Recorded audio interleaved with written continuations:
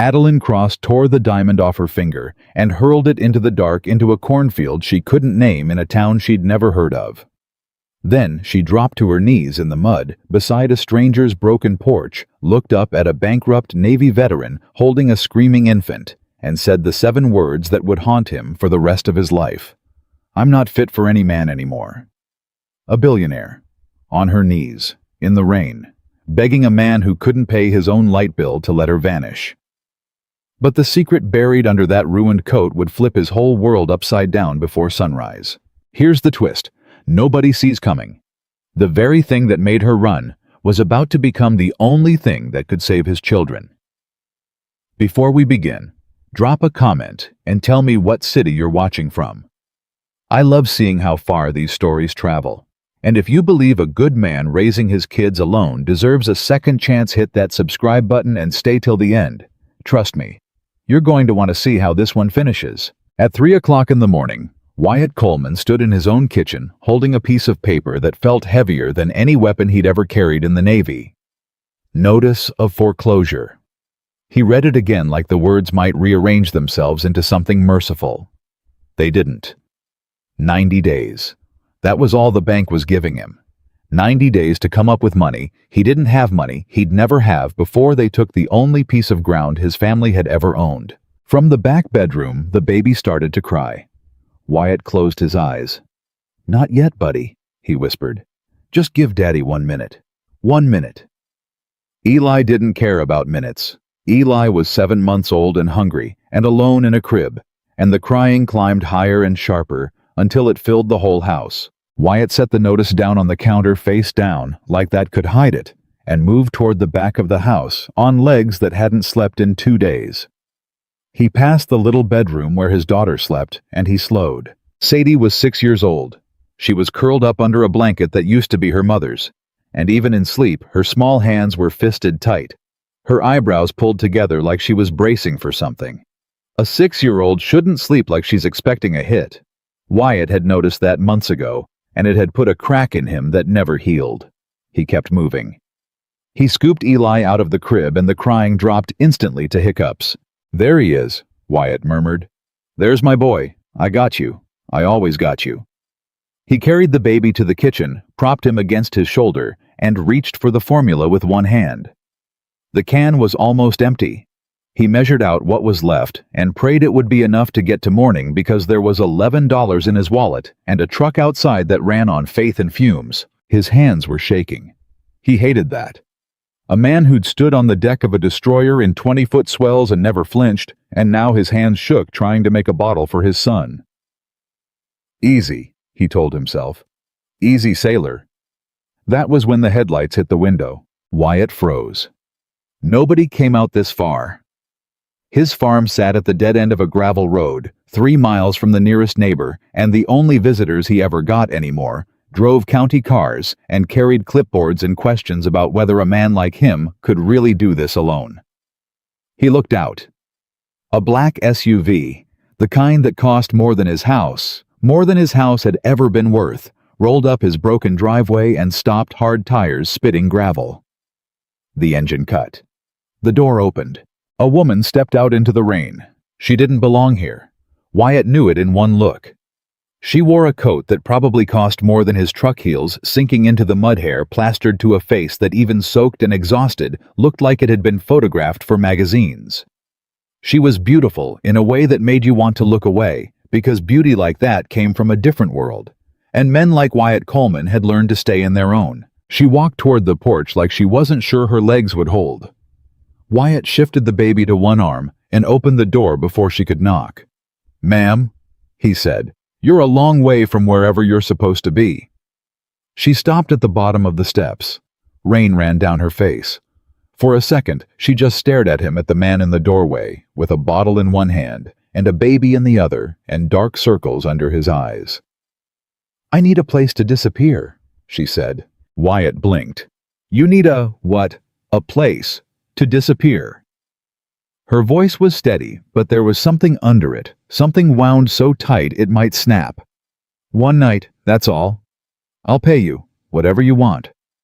"Lady, I don't know who you are, and I don't know what kind of trouble you brought up my driveway, but it's 3 in the morning, and I got 2 kids in this house. Please." The word came out cracked, and then softer almost to herself. "I don't have anywhere else. I've been driving for 11 hours. I don't even know what state I'm in." Wyatt studied her. 20 years the Navy had taught him to read people fast, to know in a heartbeat who was dangerous and who was drowning. This woman wasn't dangerous. She was terrified. She was terrified in the specific bone-deep way of someone running from a thing much bigger than herself. "You in trouble with the law?" he asked. "No." "You running from a man?" Something flickered across her face. "Men," she said. "Plural." Eli chose that moment to start fussing again. Wyatt bounced him automatically, and the woman's eyes dropped to the baby, and something in her face changed, cracked open just for a second, like she'd forgotten what a baby looked like, or remembered something she'd lost. "He's hungry," she said. "He's always hungry." "Where's his—" She stopped herself. "Their mother's gone." Wyatt said flat because there was no gentle way to say it and no point pretending. "Been just us for a while now." The woman was quiet. The rain kept coming down. "One night," Wyatt said finally, and he could already hear his own better judgment screaming at him. "You sleep on the couch. You're gone by morning, and I don't want your money." "You don't want—" She looked at him like he'd spoken a foreign language. "Everyone wants my money. I'm not everyone," Wyatt said. "Come in before you catch your death." She climbed the steps slowly. When she passed him in the doorway, he caught the smell of expensive perfume and rain, and underneath it fear sweat, the sour animal smell of a person who's been running so long they've forgotten how to stop. "I'm Wyatt," he said, closing the door behind her. "Wyatt Coleman." She hesitated, and in that hesitation, Wyatt understood that whoever she was about to say she was, it wasn't the truth. "Adeline," she said. "Adeline what?" "Just Adeline." "All right, just Adeline." He nodded at the couch. "There's a blanket over the arm. Bathroom's down the hall. Try not to wake my daughter. She's got school pictures Thursday, and she's been up half the nights this week, same as me." Adeline stood in the middle of his living room, dripping on the floor, taking in the peeling wallpaper, the water-stained ceiling, the mountain of unpaid bills stacked on the coffee table. The crib mattress leaned against the wall because the crib's leg had broken, and he hadn't had the money to fix it. She looked at all of it, and Wyatt braced for the pity. He'd gotten good at bracing for pity, but she didn't pity him. She just looked tired. "Thank you," she said. "I mean it. You don't know what you just did." "Fed a stranger my couch," Wyatt said. "Not exactly Medal of Honor material." She almost smiled. Almost. Then she sat down on the very edge of the couch, still in her wet coat hands folded in her lap like a woman at a funeral, and stared at the wall. Wyatt took the baby back to the kitchen, finished the bottle, and fed his son in the dark. And the whole time, he watched the strange woman on his couch out of the corner of his eye. She never lay down. She never took off the coat. She sat there for 2 straight hours, wide awake, flinching every time a car passed on the distant highway. And Wyatt realized she wasn't hiding from the rain. She was watching the road. Morning came gray and cold.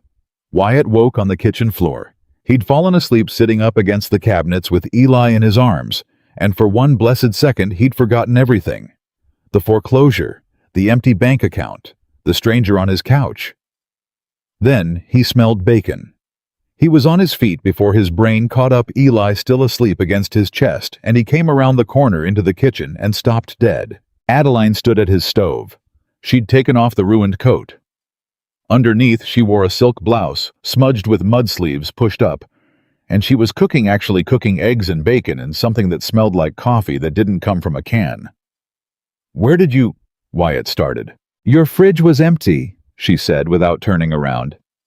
"So was your pantry mostly. I found flour and eggs. And I drove into town at 5. There's a little store. The man there was very confused about why I was buying groceries at that hour." "You went into town."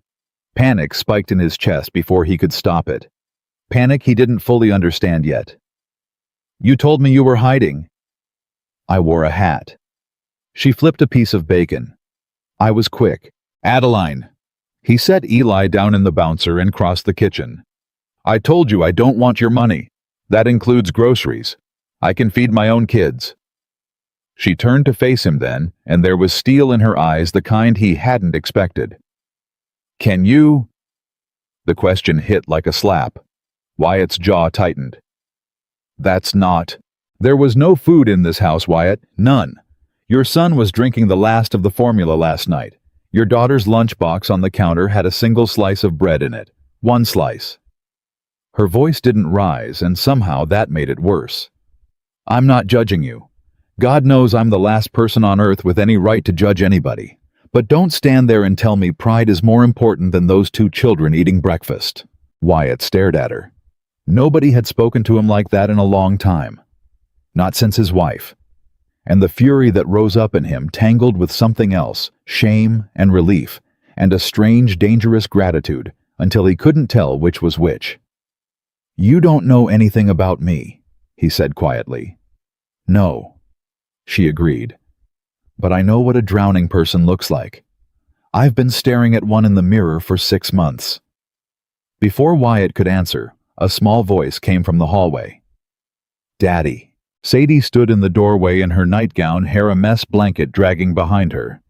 She looked at the stranger at the stove, and her whole little body went rigid with the wariness of a child who'd learned too early that new people usually meant bad news. Who's that? Sadie asked. Wyatt opened his mouth, but Adeline was already crouching down, lowering herself to the girl's eye level, moving slow and careful, like you would with a spooked animal. Hi, Adeline said. My name's Adeline. I got stuck in the rain last night, and your dad was kind enough to let me stay. I hope that's okay with you. It's your house, too. Sadie didn't answer. She looked at her father. It's okay, baby, Wyatt said. She's just here for breakfast, then she's gonna go. But Sadie kept staring at Adeline. And then, in the blunt way only a 6-year-old can manage, she said, You're pretty, but you look sad.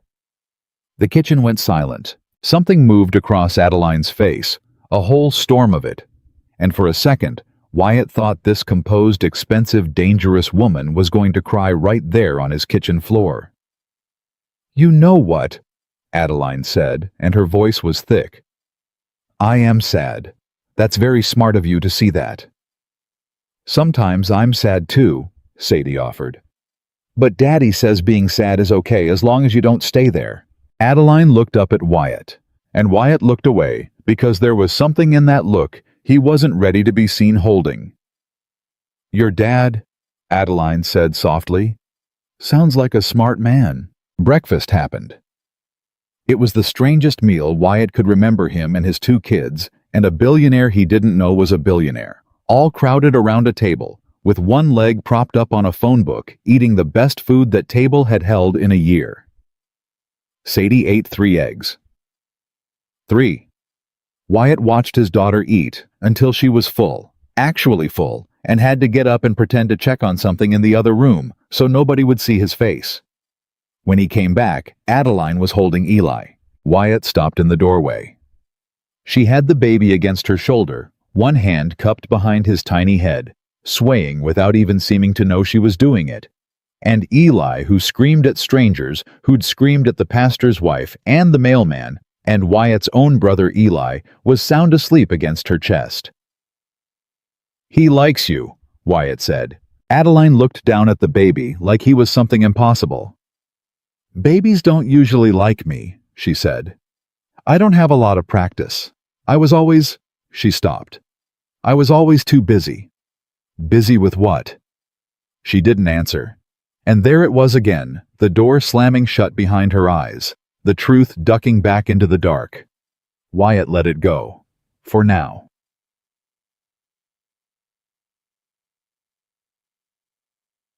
She was supposed to leave by morning. Morning came and went. By noon, Adeline had fixed the crib. Wyatt didn't even know how he came in from checking the fences, the ones on the north pasture, that had been sagging for a year, because he couldn't afford wire, and found her kneeling on the bedroom floor with a screwdriver, the broken leg braced and bolted back together with a metal bracket she'd found God knew where. "You know how to fix a crib," Wyatt said. "I know how to read directions," she said. "It's not that different from anything else. You find the broken part, you figure out why it broke, you make it hold." She stood, brushing off her knees. "I'm good at that. Or I used to be. Used to be. I fixed a lot of broken things," she said, "for a lot of years. And then something broke that I couldn't fix, and everyone decided that meant I couldn't fix anything at all." Her jaw tightened. "But that's not your problem. You keep almost telling me who you are," Wyatt said. "And then you stop." Adeline set the screwdriver down. She looked at him for a long moment, and Wyatt got the feeling she was weighing something weighing him. "If I tell you," she said, "you'll want me gone, and I don't have anywhere to go yet." "Try me." "No." She shook her head. "Not yet. Give me a few days, please. I'll earn my keep. I'll cook, I'll clean, I'll watch the kids while you work. And when I'm ready, when it's safe, I'll tell you everything, and then I'll leave, and you'll never have to think about me again." She held his gaze. "Just a few days, Wyatt. That's all I'm asking." Every instinct Wyatt had was screaming that this was a mistake. A stranger with secrets, a woman clearly running from powerful people in a house with his children. It was the kind of decision that got a man in trouble he couldn't afford. And he had less to lose than almost anyone alive. But what he had left was everything. And yet, he thought about Sadie eating 3 eggs. He thought about the crib that hadn't stood on 4 legs in 3 months. He thought about the 2 hours of sleep he'd gotten, while a stranger held his son the first 2 hours of real sleep he'd had since Eli was born. "A few days," Wyatt said. "But you tell me the second any of it comes near my kids. The second. You understand me?" "I understand." "And you don't lie to my daughter. She's had enough people lie to her." "I won't lie to Sadie," Adeline said. And there was something in the way she said the girl's name, like she'd already decided to protect it, that made Wyatt believe her. The days that followed changed something in the house, and Wyatt couldn't have said exactly when it happened. It was in the small things. It was Adeline learning the exact temperature Eli liked his bottle. It was Sadie coming home from school, and for the first time in months, running into the house instead of dragging her feet at the door. It was the smell of dinner cooking when Wyatt came in from the fields, exhausted. Hands cracked and bleeding, ready to face the nightly arithmetic of which bill he could afford to ignore this month, and finding instead a hot plate and a woman who asked him how his day went and actually waited for the answer. He'd forgotten what that felt like. Being asked, being answered to. "You're doing too much," he told her one evening watching her fold laundry, while Sadie did homework at the table and Eli babbled in the bouncer. "I like doing too much," Adeline said. "For most of my life I did everything. Then I did nothing all at once and it nearly killed me. This," she gestured at the pile of tiny socks, the crayoned homework, the baby, "this is the first thing that's felt real in longer than I can remember." "Real," Wyatt repeated. "Where I come from, nothing's real. Everything's a transaction. Everyone's calculating what you're worth to them." She matched a pair of socks, set them aside. "Nobody ever gave me a couch and asked for nothing back. Do you know how strange that is?" "You had nothing, Wyatt. You had nothing, and you gave me a place to sleep and refused my money. I've spent 6 months surrounded by people who had everything and would have handed me to the wolves for a parking spot. The people you're running from." Her hands went still on the laundry. "Adeline," Wyatt said gently, "you've been here 5 days. You still flinch every time a car goes by. You made me put a bolt on the back door. Last night I watched you check every window in the house before you'd lie down. Whatever's chasing you, it's real and it's serious, and I got 2 kids under this roof. I think it's time." Adeline sat down slowly on the arm of the couch. She looked at Sadie bent over her homework, tongue poking out in concentration. She looked at Eli, and then she looked at Wyatt, and Wyatt watched the last of her defenses come down board by board. "You ever hear of Meridian Global?" she asked. Wyatt frowned. The tech company, the one that's on all the... He stopped. Understanding crawled up his spine like cold water. That's a Fortune 500 company. That's one of the biggest companies in the country. In the world, Adeline said quietly. It's one of the biggest companies in the world. What's that got to do with you? Adeline took a breath. I built it. The clock on the wall ticked. Sadie's pencil scratched. Eli cooed at his own fist. You built it, Wyatt said. I started it in a garage 22 years ago with $9,000 and a piece of software nobody thought would work. Her voice was steady now, the way a person's voice gets steady when they've finally stopped running from a thing and turned to face it. I built it into a company worth $80 billion. I was the CEO for 19 years. My name is Adeline Cross, and 4 months ago the board of directors I handpicked and the man I was going to marry sat me down in a conference room I paid for and told me I was being removed. Effective immediately. Escorted out of my own building by security I hired. Wyatt stared at her. His mouth had gone dry. You're saying you're... I'm saying that the woman sleeping on your couch has more money in accounts she can't currently touch than this entire county will see in 100 years. Adeline laughed, and there was no joy in it. And I'm saying that money didn't stop a single one of them from stabbing me in the back. But... Wyatt shook his head, trying to make it fit. But if it's your company, if you built it, how can they just... Legally they can't. Not the way they did it. Adeline's eyes went hard. And for the first time, Wyatt saw a flash of the woman who'd run an $80 billion empire the steel under the exhaustion. They manufactured a reason. They forged documents. They claimed I was mentally unfit to lead, that I'd become erratic, unstable, a danger to shareholder value. They had doctors I'd never met sign statements. They had my own fiancé testify that I'd been having episodes. Her voice cracked on the word. There were no episodes, Wyatt. There was a woman who found out her partner and her board had been quietly selling her out to a competitor for 18 months, and who made the mistake of confronting them before she had proof. So you ran. So I ran. Because the moment I threatened to expose them, people started following me. My accounts started freezing. A car I didn't recognize started sitting outside my building. And one night, a man I'd never seen got into the elevator with me and told me very politely that it would be a shame if I had an accident before the transition was complete. She met his eyes. That's when I understood. They didn't just want my company. They wanted me gone. Permanently. And nobody would question it because they'd already spent 4 months telling the whole world I was crazy. The kitchen was dead silent. Even Eli had gone quiet, as if the baby could feel the weight settle over the room. Wyatt's mind was reeling. A billionaire.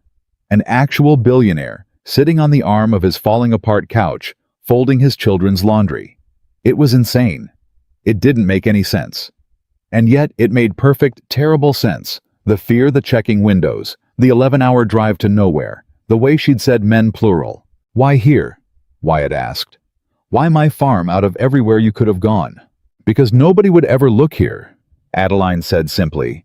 Because the last place on earth they'd expect Adeline Cross to hide is the end of a gravel road in a town with one traffic light in the home of a man who's never heard of me. She looked around the room. I've been hunted for 4 months. Private investigators. People I used to trust reporting my whereabouts. Everywhere I went, someone recognized me, and within hours the black cars showed up. Her voice softened. But nobody recognized me here. You didn't recognize me. And your daughter looked at me and saw a sad woman, not a headline. She swallowed. Do you have any idea how long it's been since someone looked at me and just saw a person? Wyatt didn't know what to say. So he said the truest thing he had. You want some coffee? Adeline stared at him. And then finally, fully, she laughed. A real laugh startled out of her, wet at the edges. You just found out I'm a fugitive billionaire being hunted by a corporate conspiracy, and you're offering me coffee? Well, Wyatt said, you're not going to solve any of it without coffee. That much I know. Sadie looked up from her homework. Daddy, can I have coffee? No, Wyatt and Adeline said at the same time. And then they looked at each other, and something passed between them, something warm and terrifying, and completely unwelcome to both of them. That night, after the kids were asleep, they sat at the kitchen table, with 2 cups of the good coffee she'd bought, and Wyatt asked the question that had been sitting in his chest for an hour. "What are you going to do?" Adeline wrapped both hands around her cup. "I don't know. For 4 months my whole plan was just don't die. Stay ahead of them. Stay alive long enough for—" She stopped. "For what?" She looked at him for a long moment, weighing again. Then she reached into the inside pocket of the coat draped over the chair beside her, the ruined coat she'd never fully let out of arm's reach, and pulled out a small object. A flash drive matte black, unremarkable. She set it on the table between them. "For this," she said. "What is it? 18 months of evidence, emails, wire transfers, recorded calls, the forged medical documents, the offshore accounts where they were funneling the money before they sold the company out from under the shareholders." Her voice dropped. "Everything. Every crime they committed in order with dates and dollar amounts. Enough to send every last one of them to federal prison and hand me my company back on a platter." Wyatt looked at the little black drive like it was a live grenade. "Then why are you running? Why not just go to the FBI? The papers?" "Because the second I surface, I'm dead," Adeline said flatly. "The only reason I'm alive right now is that they don't know where I am, and they don't know if I have proof or just suspicions. If I go public before I'm somewhere safe, before I have people I trust who can protect me, and this drive. At the same time, they'll make sure I have that accident the man in the elevator promised. And then this drive disappears, and they win, and they walk." She pushed the coffee away. "I need time, Wyatt. I need to be somewhere they'll never look just long enough to make the right calls to the right people. And then I need to hit them all at once so fast and so hard that not one of them has time to run. And this place, my farm, is the first place in 4 months I've been able to close my eyes without thinking I might not open them again." She looked at him, and her composure finally fully broke. "Do you understand? You gave me that. You. A man with $11 in his wallet gave me the one thing $80 billion couldn't buy. You gave me a night's sleep." Wyatt sat with that. Outside, the wind moved through the dead corn. Somewhere a coyote called. "You said a few days?" he said quietly. "When you got here, you said a few days and then you'd be gone." "I did." "How long do you really need?" Adeline was quiet. "I don't know. A few weeks. Maybe more. It has to be perfect. If I move too soon, everything falls apart." She looked away. "But you don't have to give me that. You've already given me more than anyone has in years. If you want me gone in the morning, I'll go. I'll figure something out. I don't want you gone in the morning," Wyatt heard himself say. The words surprised him as much as they surprised her. Adeline turned back to face him, searching his face. "Wyatt, I got 90 days, Wyatt said. "That's what the bank gave me. 90 days before they take this farm and everything on it, and there's not a thing in the world I can do to stop it. I've done the math 100 times. There's no version where I keep this place. My kids are going to lose the only home they've ever known, and I'm going to have to figure out how to raise them out of a truck if it comes to that." He looked at the flash drive. "So you're worried about putting us in danger. I get it. But lady," he almost laughed, "I'm already drowning. You showing up here didn't put me underwater. I was already under. That's not a reason to let me stay." "No?" Wyatt agreed.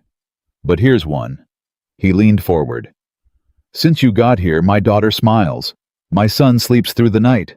There's food in the house, and a woman who looks at my kids like they're worth something. And for the first time in a year, this house doesn't feel like a place where things end. It feels like a place where something might start." He held her eyes. "I don't know what that's worth to you, but it's worth a lot to me. So you stay as long as you need. And when the time comes, when you make your move," he tapped the flash drive, "you don't do it alone, you hear me? You've been running by yourself for 4 months. That stops now. Adeline Cross." CEO billionaire. The woman who'd built an empire and lost it, who hadn't cried in front of another human being in longer than she could remember, put her face in her hands and wept. And Wyatt Coleman, a broke Navy veteran with 2 sleeping children and 90 days left on the only home he'd ever known, reached across the table and covered her hand with his. "You're not fit for any man, huh?" he said softly, remembering the words she'd said on his porch in the rain. "That's what you told me, first thing out of your mouth." Adeline lifted her head, eyes red. "I meant it. Look at me. I destroy everything I touch. I trusted the wrong people and it cost me everything. You should be running from me, Wyatt, not offering me shelter." "See, that's where you're wrong," Wyatt said. "You didn't destroy anything. Somebody stole from you. There's a difference. A man who gets robbed didn't fail, he got robbed." He squeezed her hand. "And as for not being fit for any man," he shook his head. "You fixed my son's crib with a screwdriver you found in a coffee can. You drove into a town you'd never seen at 5 in the morning so my kids could eat. You held a baby that screams at everybody and made him fall asleep." He met her eyes. "I don't know what those fools in that conference room saw, but it wasn't you. Because the woman sitting at my table is about the most fit human being I've met in a long, long time." For a long moment, Adeline didn't say anything. Then she turned her hand over so their palms met, and she held on. "They're going to come," she whispered. "You know that, eventually. If they find out where I am, they'll come. And they don't play fair, Wyatt. They'll come after you, your farm, your children. They'll use anything.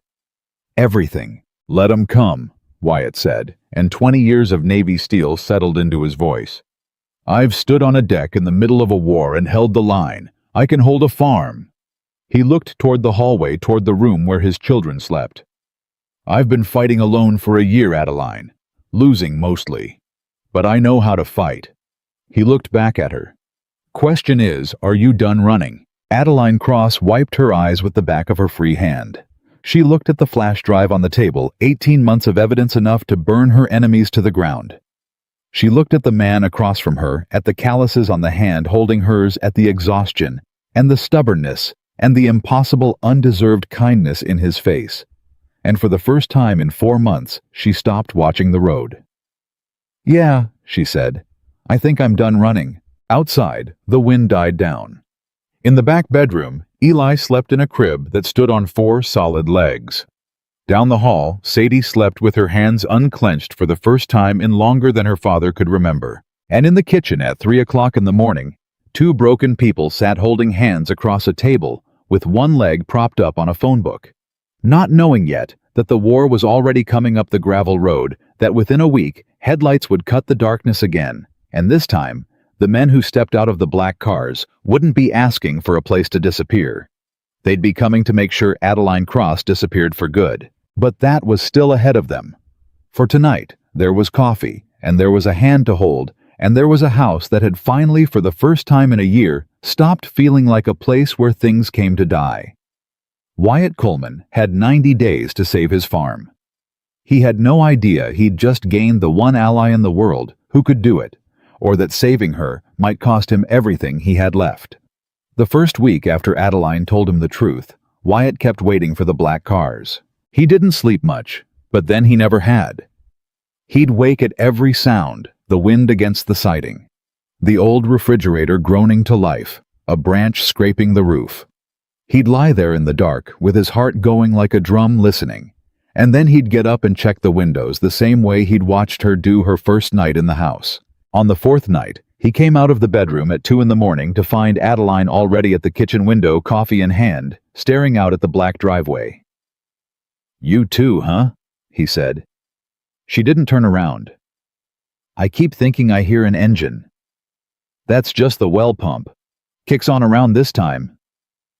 He crossed to the counter and poured himself a cup. "Took me 3 weeks to stop grabbing for a rifle every time I heard it. You get used to it." "I don't think I want to get used to it," Adeline said. "That's the whole problem, isn't it? I got used to living like the world was going to hurt me. For 19 years, I woke up ready for a fight before my feet hit the floor." She finally looked at him. I don't even remember what it felt like to just wake up. Kids'll teach you, Wyatt said. Eli doesn't care about the fight. Eli cares about breakfast. That got a small smile out of her. Eli's got his priorities straight. They stood there in the dark for a while, the two of them drinking coffee. Neither of them needed at 2 a.m. And Wyatt thought not for the first time about how strange it was that the quietest, most peaceful moments of his last year had come after a fugitive billionaire showed up on his porch, running for her life. "Can I ask you something?" he said. "You've earned the right. This evidence you got, the drive." He kept his voice low, mindful of the kids down the hall. "You said you need to make the right calls to the right people. Reach out to somebody you trust. But you've been here almost 2 weeks now, and you haven't made a single call. You haven't touched a phone." He studied her. "Why not?" Adeline was quiet for a moment. "Because I don't know who to trust anymore," she said. "That's the thing they took from me, Wyatt. Not just the company, not just the money. They took my ability to look at a person and know whether they're going to save me or sell me." She set her cup down. "I trusted my board. I handpicked every one of them. I trusted Damon with my whole life." Damon's the fiancé. Was. Her jaw tightened. "Damon Reeve, my chief operating officer, the man I was going to marry in a garden I'd already paid a deposit on." She laughed short and bitter. "He testified that I was mentally unfit. He looked a doctor in the eye and described episodes that never happened. And you know the worst part? For a second, 1 second, when they laid it all out in that conference room, I actually wondered if maybe I was the crazy one. That's how good they were. They almost made me doubt my own mind. But you didn't." "No." "Because I'd already found the evidence by then. I already knew what they'd done." She shook her head slowly. "But if I hadn't, if I'd had even a little less proof, I think they might have convinced me. And that terrifies me more than the men in the elevator. The idea that people can just decide who you are and say it loud enough and long enough and make the whole world believe it. Make you believe it." Wyatt thought about the county workers with their clipboards. The way they looked at his house, his empty fridge, his exhausted face, and wrote things down. The word unfit had a way of following a man around. "I know something about that," he said. Adeline looked at him. "The child services people." He'd told her a few nights back. He hadn't meant to, but she'd asked why he flinched every time a car with a government plate went by on the highway, and it had come out of him before he could stop it. "They came out 3 times last year," Wyatt said. "After Eli was born and Rebecca—" He stopped. He still couldn't say his wife's name without his throat closing. "After I was on my own. Somebody called them, anonymous. Said a single father couldn't handle a newborn, and a little girl said the house wasn't fit for kids." He wrapped both hands around his cup. "They came out and they looked at everything. Looked in my fridge. Looked at Sadie. Asked her questions when I wasn't in the room. Asked a 5-year-old whether her daddy ever scared her." His voice roughened. "You know what that does to a man? To stand in your own kitchen while a stranger decides whether you're allowed to keep your own children?" "Yes," Adeline said quietly. "As a matter of fact, I do." And Wyatt looked at her and understood that in some strange way they'd both survived the same thing. The experience of having powerful people look at your whole life and declare it wanting. "They didn't take them," he said. "Sadie told them the truth. Told them her daddy read her stories and made her pancakes shaped like dinosaurs and never ever scared her." His eyes stung. "A 5-year-old saved me. My own kid saved me telling the truth to people who came to take her away." "Who called them?" Adeline asked. "The anonymous tip. Who was it? Never found out. Doesn't matter now." "It might," Adeline said. And there was something in her voice, the CEO again, the strategist, the woman who'd spent 19 years thinking 3 moves ahead. "In my experience, Wyatt, there's no such thing as anonymous. Somebody always benefits. Who wanted your kids gone? Who wanted you off this land?" Wyatt frowned. "Nobody. It's a failing farm at the end of a dead road. Who'd want—" He stopped. Adeline watched him. "What?" "The bank," Wyatt said slowly. There's a man at the bank, loan officer name of Curtis Vale. He's been after this property for 2 years. He set his cup down. Kept offering to buy me out. Kept coming around with these lowball offers, real friendly about it, telling me he was doing me a favor. Said the land was worthless as a farm, but there's talk of a highway bypass coming through, and if that happens... He shook his head. I told him no. Told him this was my kid's inheritance, the only thing my daddy left me, and I wasn't selling it for pennies so he could flip it. And after you said no, that's when the foreclosure paperwork started moving faster, and that's... Wyatt's stomach dropped. That's around when Child Services showed up. Adeline's eyes had gone sharp and bright. Wyatt, listen to me. A man who wants your land, who can't buy it, who then finds his paperwork moving faster, and an anonymous tip trying to take your kids. That's not bad luck. That's a strategy.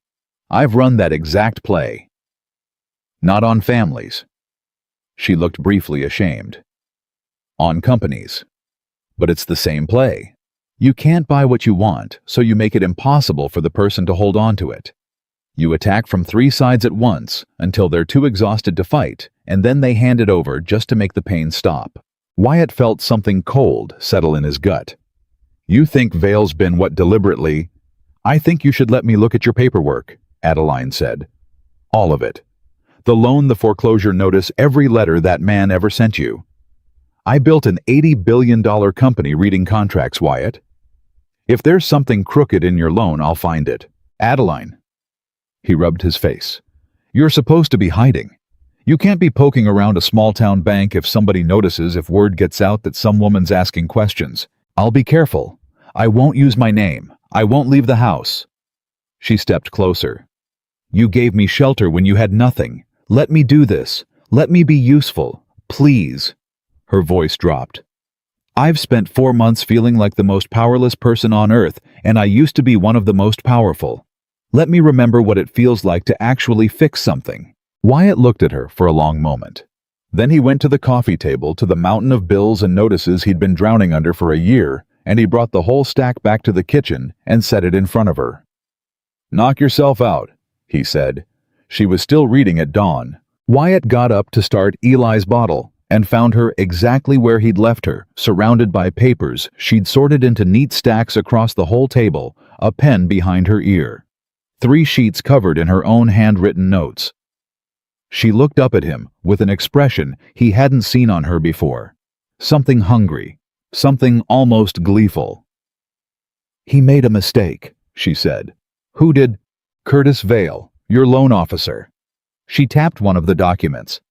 Wyatt, when you refinanced 3 years ago, the year after your father passed, when you took on the operating loan, do you remember signing an adjustable rate rider? I signed whatever they put in front of me. That was a bad year. I wasn't reading fine print. I know. They counted on that. She slid the paper toward him. The rate on this loan was supposed to be capped. There's a cap clause right here, plain as day. Your interest could not legally exceed a certain amount. But look at your payment history. She pulled another stack over. Starting 18 months ago, they've been charging you above the cap, every single month. Consistently. It's not a mistake, Wyatt. A mistake happens once. This is systematic. They deliberately overcharged you, drove up your balance, and manufactured the default that's letting them foreclose. Wyatt stared at the numbers. He wasn't a numbers man, never had been, but even he could see it once she laid it out. The line that was supposed to be the ceiling. The payments climbing right through it, month after month. So the foreclosure is potentially illegal, Adeline said. If they charged you rates they weren't allowed to charge and used those inflated charges to declare you in default, then the whole foreclosure is built on fraud. And that's before we even get into whether Vale had a conflict of interest, given that he was simultaneously trying to buy the property he was foreclosing on. She sat back. In my world, this is what we call leverage. Wyatt didn't say anything for a moment. He was looking at the papers and then at her. And something was happening in his chest that he didn't have a name for. Something like hope, which was a dangerous thing for a man like him to feel, because hope had a way of setting you up for a longer fall. You did this in one night, he said. I did this in about 2 hours. I spent the other 4 making sure I was right. She gathered the notes together. Wyatt, you might be able to save your farm. Not with money, with the truth. If we take this to the right lawyer, if we can prove the overcharges were deliberate, you don't just stop the foreclosure. You might have a case against the bank, against Vale personally. I can't afford a lawyer. You don't need to afford one. You need to find one who'll take it on contingency, because a bank defrauding a widowed veteran out of his family farm is exactly the kind of case a hungry attorney dreams about. She smiled, and it was the first time he'd seen her smile with her whole face. Trust me, I've bought and sold enough lawyers to know how they think. Widowed, Wyatt repeated softly. Adeline's smile faded. I'm sorry. I shouldn't have. No, it's... He shook his head. It's just been a while since anybody said it out loud. Widowed. That's what I am, I guess. I keep saying single dad because widower sounds like I'm 40 years older than I am. Like I should be sitting on a porch missing somebody instead of raising 2 kids who never got to know her. Adeline was quiet. Then, how did she die? You don't have to tell me. Wyatt got the bottle ready, tested it on his wrist. For a moment he didn't think he was going to answer. Complications, he said finally. After Eli. There was something went wrong during the delivery. They said it was rare, 1 in something thousand. She held him for about an hour. His hands were steady, but his voice wasn't. And then she was just gone. And I drove home from that hospital with a newborn and a 5-year-old asking where Mommy was, and I have been running on empty ever since. He looked up. So no, this house hasn't had a good year. You showing up, it's the first thing that's gone right since before Eli was born. Adeline stood up from the table. She crossed the kitchen slowly, and for a second, Wyatt thought she was going to do something, touch him, or he didn't know what, but she just took the bottle out of his hand. Go sit down, she said. You've been up all night worrying about cars that didn't come. I've got him. You don't have to, Wyatt. She held his eyes. Let somebody carry something for once, just for 5 minutes. The world won't end. And he did. He sat down at his own kitchen table in the gray light of morning and watched a billionaire feed his son, and he let himself just for 5 minutes, not carry anything at all. The trouble came when it came from a direction Wyatt didn't expect. It was a Tuesday. Adeline had been at the farm 3 weeks. She'd stopped flinching at every passing car. She'd started laughing at Sadie's knock-knock jokes. She'd learned to run the ancient washing machine that required a specific kick to start its spin cycle. She'd even twice let Wyatt catch her singing to Eli when she thought no one was listening, some song in a language he didn't recognize, low and sweet, that made the baby's eyes go heavy. Wyatt was out in the north pasture when he saw the sedan turn up the driveway. Not a black SUV, not the black cars he'd been dreading. Just a plain gray sedan with a government plate, and a woman getting out of it with a satchel over her shoulder and a lanyard around her neck, and Wyatt's whole body went cold because he knew that lanyard. He'd seen it 3 times before. Child services. He dropped the fence wire and ran. He came around the side of the house just as the woman reached the porch, just as the front door opened, and Adeline stepped out.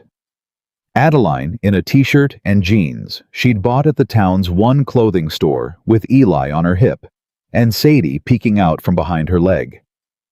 "Can I help you?" Adeline said, and her voice was perfectly pleasant. But Wyatt saw the way her body had gone still and alert, the way a person goes still when they've spent 4 months being hunted. "I'm looking for Wyatt Coleman," the woman said. "I'm Diane Pryor from the Department of Family Services. I have a report I need to follow up on." "I'm here," Wyatt called, coming up the porch steps 2 at a time, breathing hard. "I'm Wyatt. What report?" Diane Pryor looked at him, and then looked pointedly carefully at Adeline, at the baby on her hip, at the little girl clinging to her leg. And Wyatt watched her write something down before she'd said a single word. "Mr. Coleman," she said, "we received a report expressing concern about the welfare of the children in this home. Specifically concern about an unrelated adult female residing here, and questions about the stability and appropriateness of the living situation." She looked up. "I'm going to need to come inside and speak with you, and with the children, separately." Wyatt felt the floor tilt under him. "Who filed it?" he heard himself ask. "The report. Who filed it?" That's confidential. Of course it is. Wyatt's hands had curled into fists at his sides, and he made himself uncurl them. Ma'am, you were out here 3 times last year. 3 times.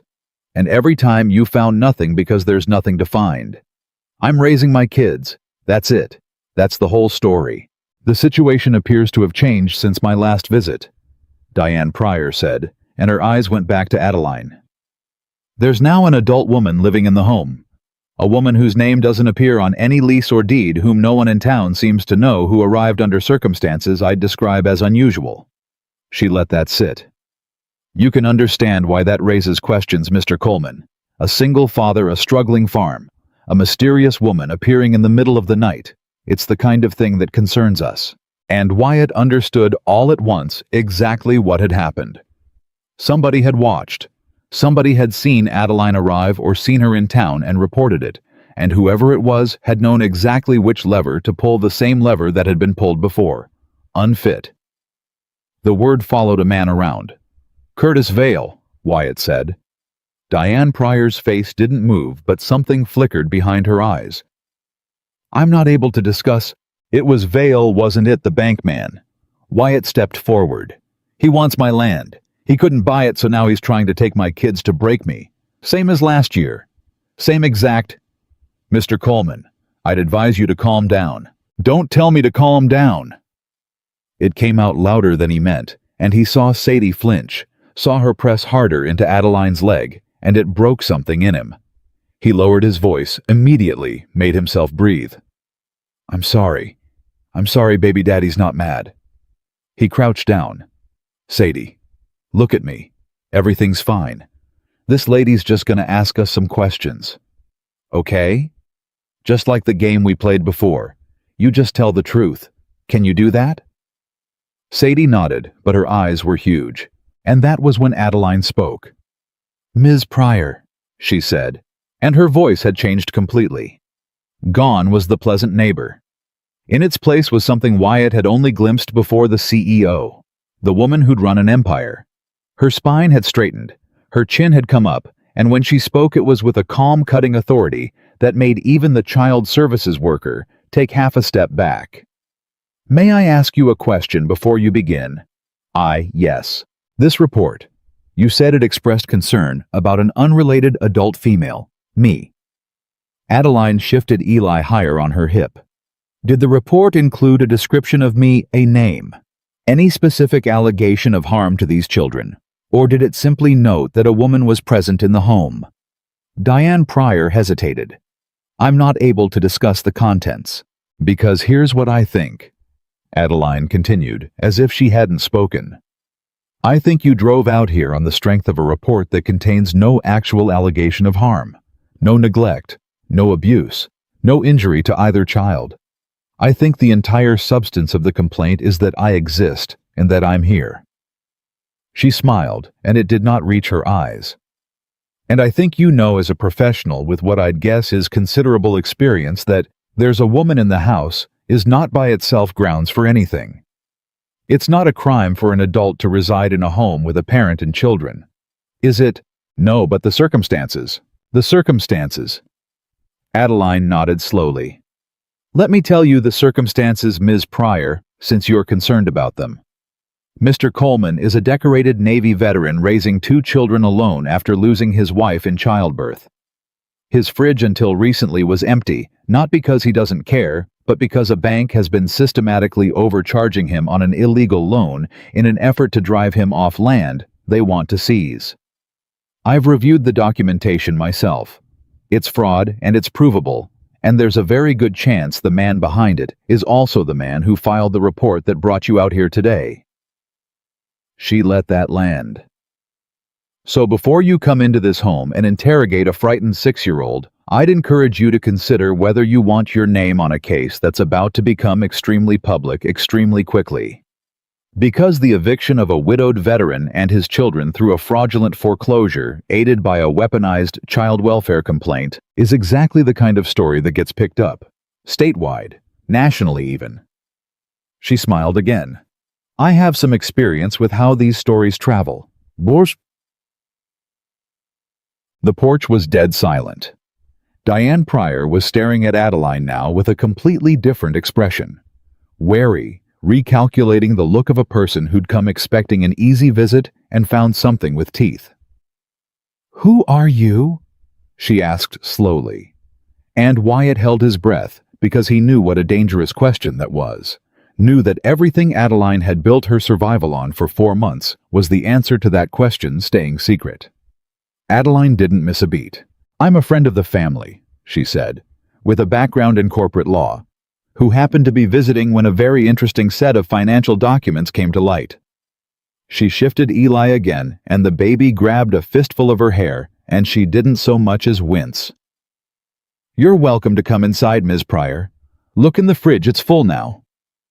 Look at the children, they're healthy, they're happy, and the little one's about to fall asleep on my shoulder. Ask Sadie whatever you like. She'll tell you her father is the best man she knows. But I'd ask you to do it quickly and gently, and then I'd ask you to go back to your office and take a very hard look at who filed this report and why. Because I promise you, Ms. Pryor," and here her voice dropped soft and lethal, "I am going to be looking at exactly the same thing, and I'm very, very good at it." Diane Pryor stood on the porch for a long moment. Then she looked at Sadie. Really looked at her, at the healthy, well-fed, clearly loved little girl clinging to a woman who was clearly protecting her, and something in the caseworker's shoulders came down. "I do need to come inside," she said, but her voice had changed. "It's protocol. I have to document the visit. But," she glanced at Wyatt, "if what I find is a full fridge and healthy children, then that's what my report will say. And Mr. Coleman," she paused, "for what it's worth, this is the 4th report on your family in 18 months, all from the same source and all of them unfounded. That pattern is noted in your file. It won't help whoever keeps filing them." Wyatt let out a breath he felt like he'd been holding for a year. The visit took 20 minutes. Diane Pryor looked in the fridge, which was full. She looked at Eli, who was fat and happy and drooling on Adeline's shoulder. She spoke to Sadie in the living room, and Wyatt made himself stay in the kitchen, made himself trust his daughter, and he heard through the wall Sadie's small, clear voice saying, "My daddy makes dinosaur pancakes and Miss Adeline reads me stories with different voices, and this is the best my house has ever been. The best my house has ever been." Wyatt had to grip the edge of the counter. When Diane Pryor left, she paused at her car, and she looked back at the porch where the 3 of them stood. Wyatt and Adeline with the baby and Sadie between them. "Off the record," she said. "That loan business, if it's what she says it is." She nodded at Adeline. "You should get a lawyer today, not tomorrow. Today. And you should file a complaint about the harassment through this office. On the record." She got in her car. "Some of us don't like being used as a weapon any more than you like being on the wrong end of one." And then she was gone. Gray sedan disappearing down the gravel road, and Wyatt stood on his porch and realized his legs were shaking. "You okay?" Adeline asked quietly. "No," Wyatt said honestly. "I've been terrified of that lanyard for a year. Every time I close my eyes, I see somebody driving off with my kids." He looked at her. "And you stood on my porch and talked her down like it was nothing. Like you do it every day." "I used to do it every day," Adeline said. "Just with lawyers and reporters and hostile board members instead of caseworkers." She looked down at Eli asleep.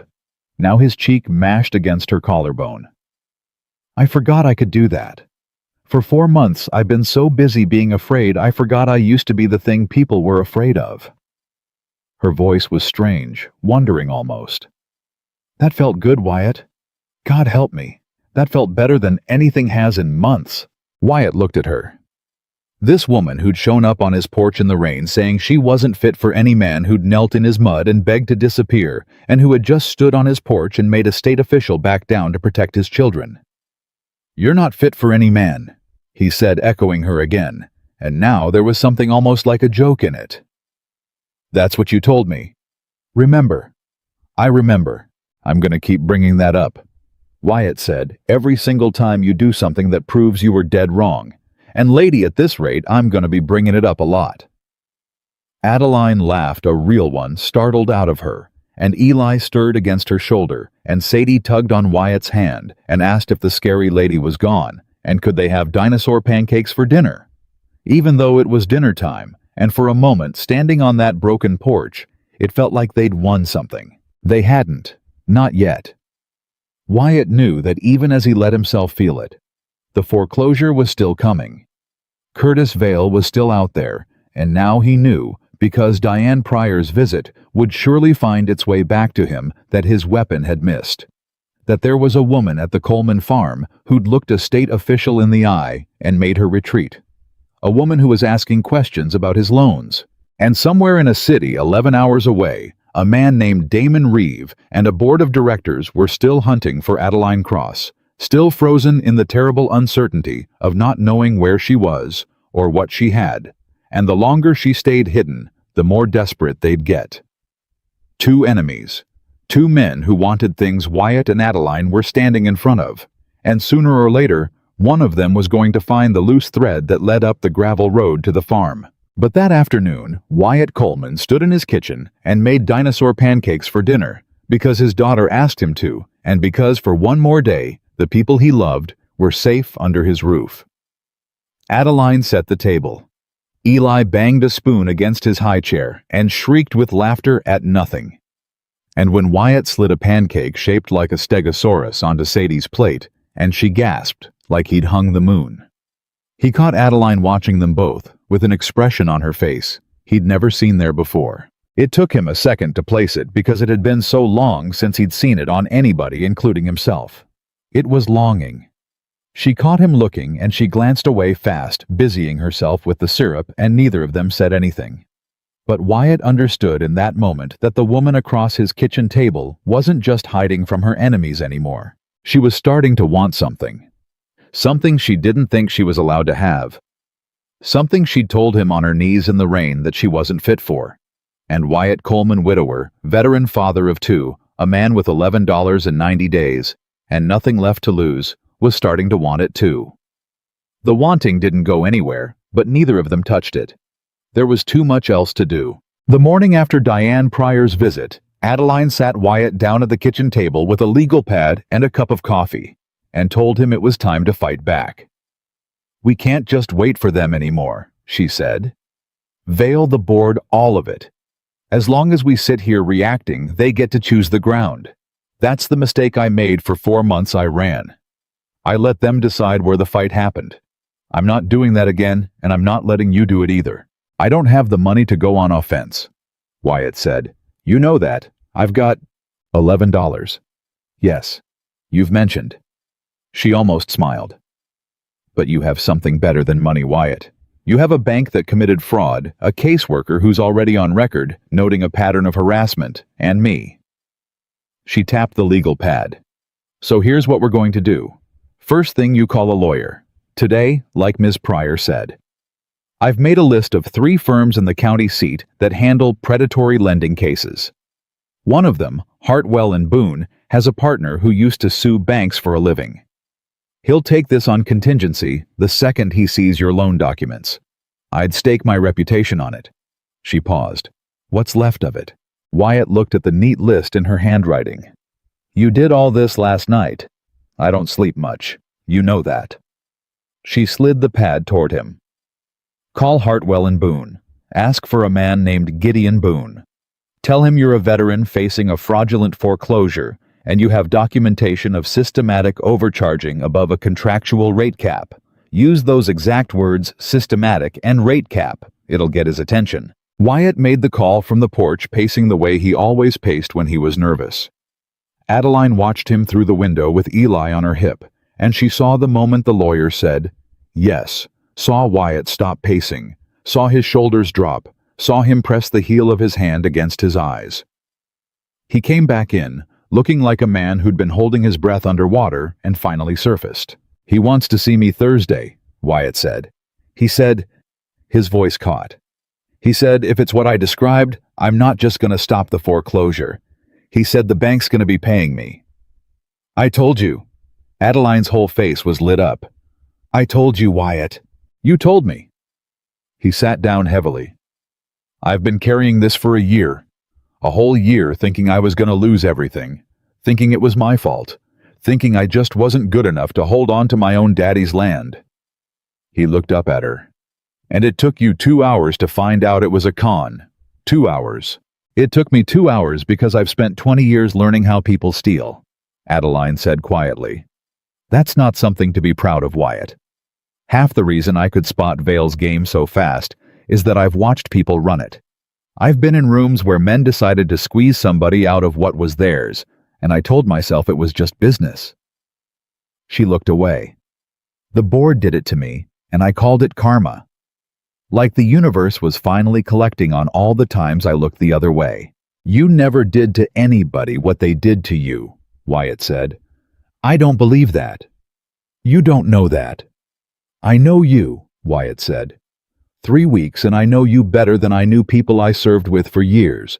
And the woman I know drove into a strange town at 5 in the morning to buy formula for a baby that wasn't hers. That woman didn't squeeze anybody out of anything. Adeline didn't answer. But something moved in her face and she turned away to fuss with Eli's blanket, and Wyatt let her have the moment. Thursday. Wyatt drove to the county seat in his truck that ran on faith, wearing the one good shirt he owned with a manila folder of documents on the passenger seat that Adeline had organized so carefully it looked like a legal exhibit. She'd wanted to come. She couldn't, of course. She couldn't show her face in a lawyer's office. Couldn't risk her name in any system, so she'd done the next best thing and prepared him like a general briefing a soldier. Boone's going to ask you questions, she'd said, straightening his collar in the kitchen that morning in a gesture so domestic it made both of them go still. Answer them plainly. Don't apologize. Don't call yourself a failure. Don't say you should have read the fine print. Don't take the blame. You are the victim of a crime. Sit in that chair like a man who got robbed because you did. She'd stepped back. And when he asks how you figured out the overcharges, I say a friend with a finance background helped me look at the paperwork. A friend. Right. No name. No name? Wyatt had agreed. And then because he couldn't help it, you know, for somebody hiding from the whole world, you sure do run a tight operation. I ran a tight operation for 19 years, Adeline had said. It's the one thing they couldn't take from me. Now go. And Wyatt. She'd caught his arm at the door. You're going to walk out of that office having taken the first thing back. Remember what that feels like. You're going to need to remember it. He remembered it. He walked out of Gideon Boone's office 2 hours later, having signed a representation agreement with a lawyer who'd looked at his documents and gotten a gleam in his eye, like a shark scenting blood, who'd said the words, injunction and punitive damages, and we're going to bury them. And Wyatt sat in his truck in the parking lot for a full 10 minutes before he could drive, because for the first time in a year, somebody with power was on his side. He called Adeline from the road. She answered on the first ring. Well? He filed something called an emergency motion, Wyatt said. This afternoon, to stop the foreclosure while they investigate. He says, Adeline, he says the foreclosure's frozen, as of today. They can't take the farm, not while the case is open. He heard her exhale on the other end of the line, long and shaky, and he realized she'd been just as scared as he was. You did it, she said. We did it. Don't you, we did it. He gripped the wheel. I couldn't have done any of this without you. You know that. I'd have signed that farm over to Vale by summer and never known any better. You'd have found a way, Adeline said. You're a survivor, Wyatt. It's the first thing I saw in you. A man holding a screaming baby at 3 in the morning, staring down a foreclosure notice and still standing. Her voice softened. I knew the second I saw you that you weren't going to quit. That's why I stayed. Not just because it was safe, because I was so tired of being around people who quit on each other, and here was a man who didn't know how. Wyatt didn't say anything for a moment. The road hummed under him. Come home, Adeline said. Sadie made you a card. It's got about 40 exclamation points on it. She doesn't fully understand what happened, but she knows it's good and she wants to celebrate. Come home. Like it was hers too. Like it was theirs. I'm coming home, Wyatt said, and hung up before his voice could give him away. That night they celebrated with the closest thing to a feast the farm had seen in a year, a chicken. Adeline roasted real mashed potatoes and a store-bought cake that Sadie had insisted on with "We won" written across it in blue frosting, even though the woman at the bakery had gotten confused about what they'd won. Eli sat in his high chair and smashed cake into his own hair. Sadie gave a speech. It was a very long speech for a 6-year-old, and most of it was about pancakes, but it ended with her raising her cup of milk and saying, "To Daddy, who is the best daddy, and to Miss Adeline, who is my second best friend after Daddy." And Wyatt had to leave the table for a minute again. When he came back, Adeline had tears in her eyes too. "Second best friend," she said, watching Sadie carefully lick frosting off her fingers. "Wyatt, She stopped. "I don't have anybody. Do you know that? In my whole life. I have accountants and lawyers and a board that betrayed me and a fiancé who tried to have me committed. But I don't have a single person who'd call me a friend just because they liked me." She wiped her eyes. "And your daughter just made me her second best friend for reading her stories with different voices. That's..." Her voice broke. "That's the best thing anyone's given me in 20 years. She means it too," Wyatt said. "Sadie doesn't hand that out. She wouldn't even call my brother a friend, and he brings her candy every time." Adeline laughed wetly. Across the table, Sadie, oblivious, was trying to feed a bite of cake to Eli, who was delighted. And Wyatt thought this is what it's supposed to look like. A full table, laughter, somebody to celebrate with. He'd forgotten. For a year he'd been so deep in survival that he'd forgotten this was even possible, that a house could feel like this, warm and loud and alive. He also thought, with a cold undercurrent that never fully went away, it can't last. She's going to leave.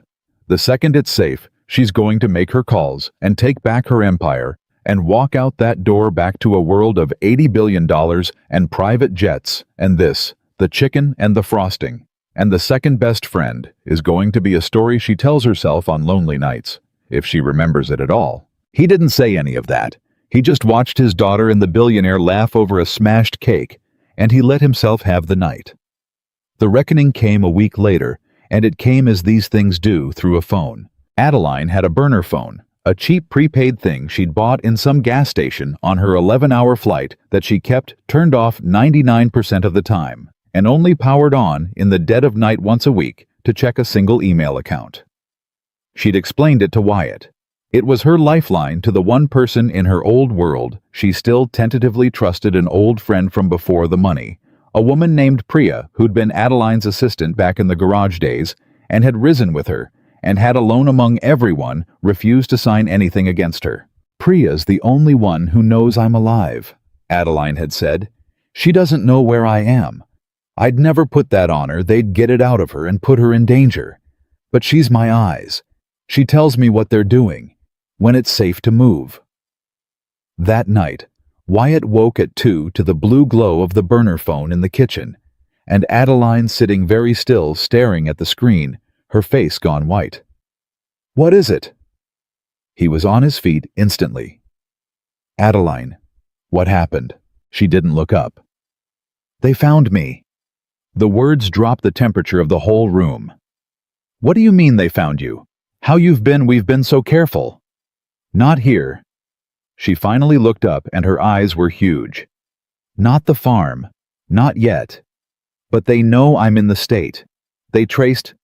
She swallowed. "Priya says an investigator flagged a credit charge, the formula, that first morning. I used a card." Wyatt's stomach dropped. "You said you'd never..." "It was the first morning, Wyatt, before I understood how thorough they were. I'd been driving 11 hours. I wasn't thinking I bought groceries with a card I thought was clean." Her hands were shaking. "It wasn't clean. Nothing's clean. They've been watching every account with my name anywhere near it, and I..." She pressed her palms flat on the table to stop them trembling.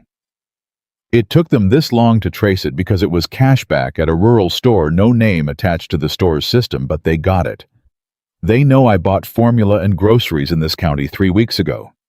They know I'm here. They know I'm near a baby." Her voice cracked. "They know I'm somewhere with a child, Wyatt."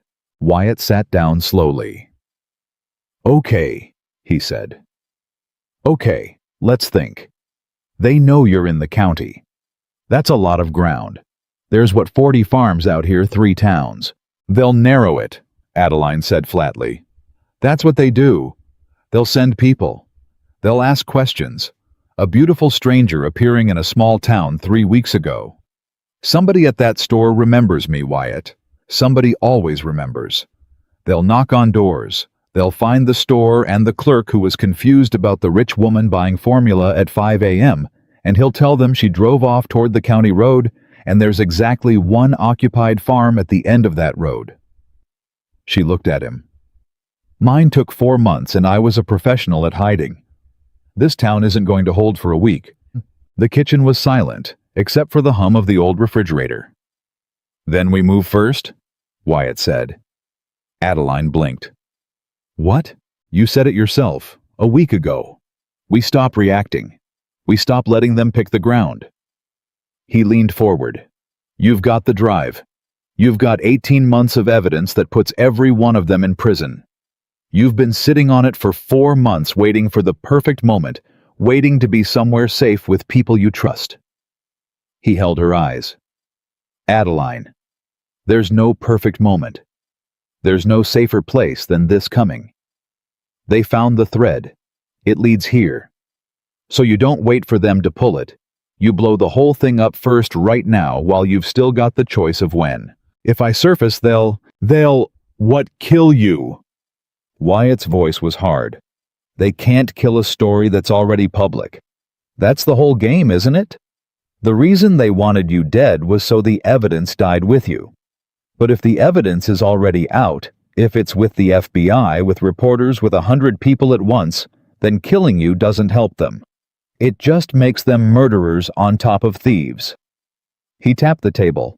The drive is your shield, Adeline, but only if you use it. Locked in your coat pocket, it's just a thing they want to make disappear. Out in the world, it's the thing that protects you. Adeline stared at him, and Wyatt watched something happen behind her eyes. Watched the frightened woman who'd been running for 4 months and the CEO who'd built an empire finally line up, finally point in the same direction. You sound like me, she said slowly. The old me. The one who ran the company. That's Wyatt. That's exactly the kind of move I would have made before I got scared. Her voice strengthened. Get ahead of it. Make them react for once. Choose the ground. So choose it. I need Gideon Boone. Wyatt blinked. My lawyer. Your lawyer who used to sue banks and buries people, yes. Adeline was standing now, the fear burning off her like fog in sun, replaced by something focused and electric. I've been telling myself I need to find people I trust. In my old world, my old lawyers, my old contacts. But they're all compromised. Every one of them's been near the board near Damon. I can't trust any of them. She started pacing.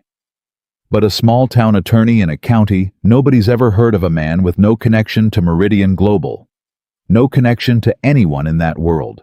A man who already represents you, who already has reason to be looking at fraud and financial crime. She turned to Wyatt. He's clean. He's completely, perfectly clean. They'd never in a million years think to watch him. And he's already got the temperament. You said it yourself, a shark who wants to bury somebody. You want to give your evidence to Gideon Boone. I want to build the whole case with Gideon Boone. Quietly. Him and 1 or 2 people he trusts. We take the drive, we organize 18 months of evidence into something a federal prosecutor can charge.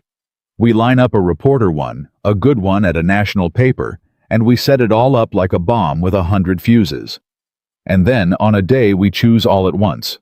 She brought her hands together.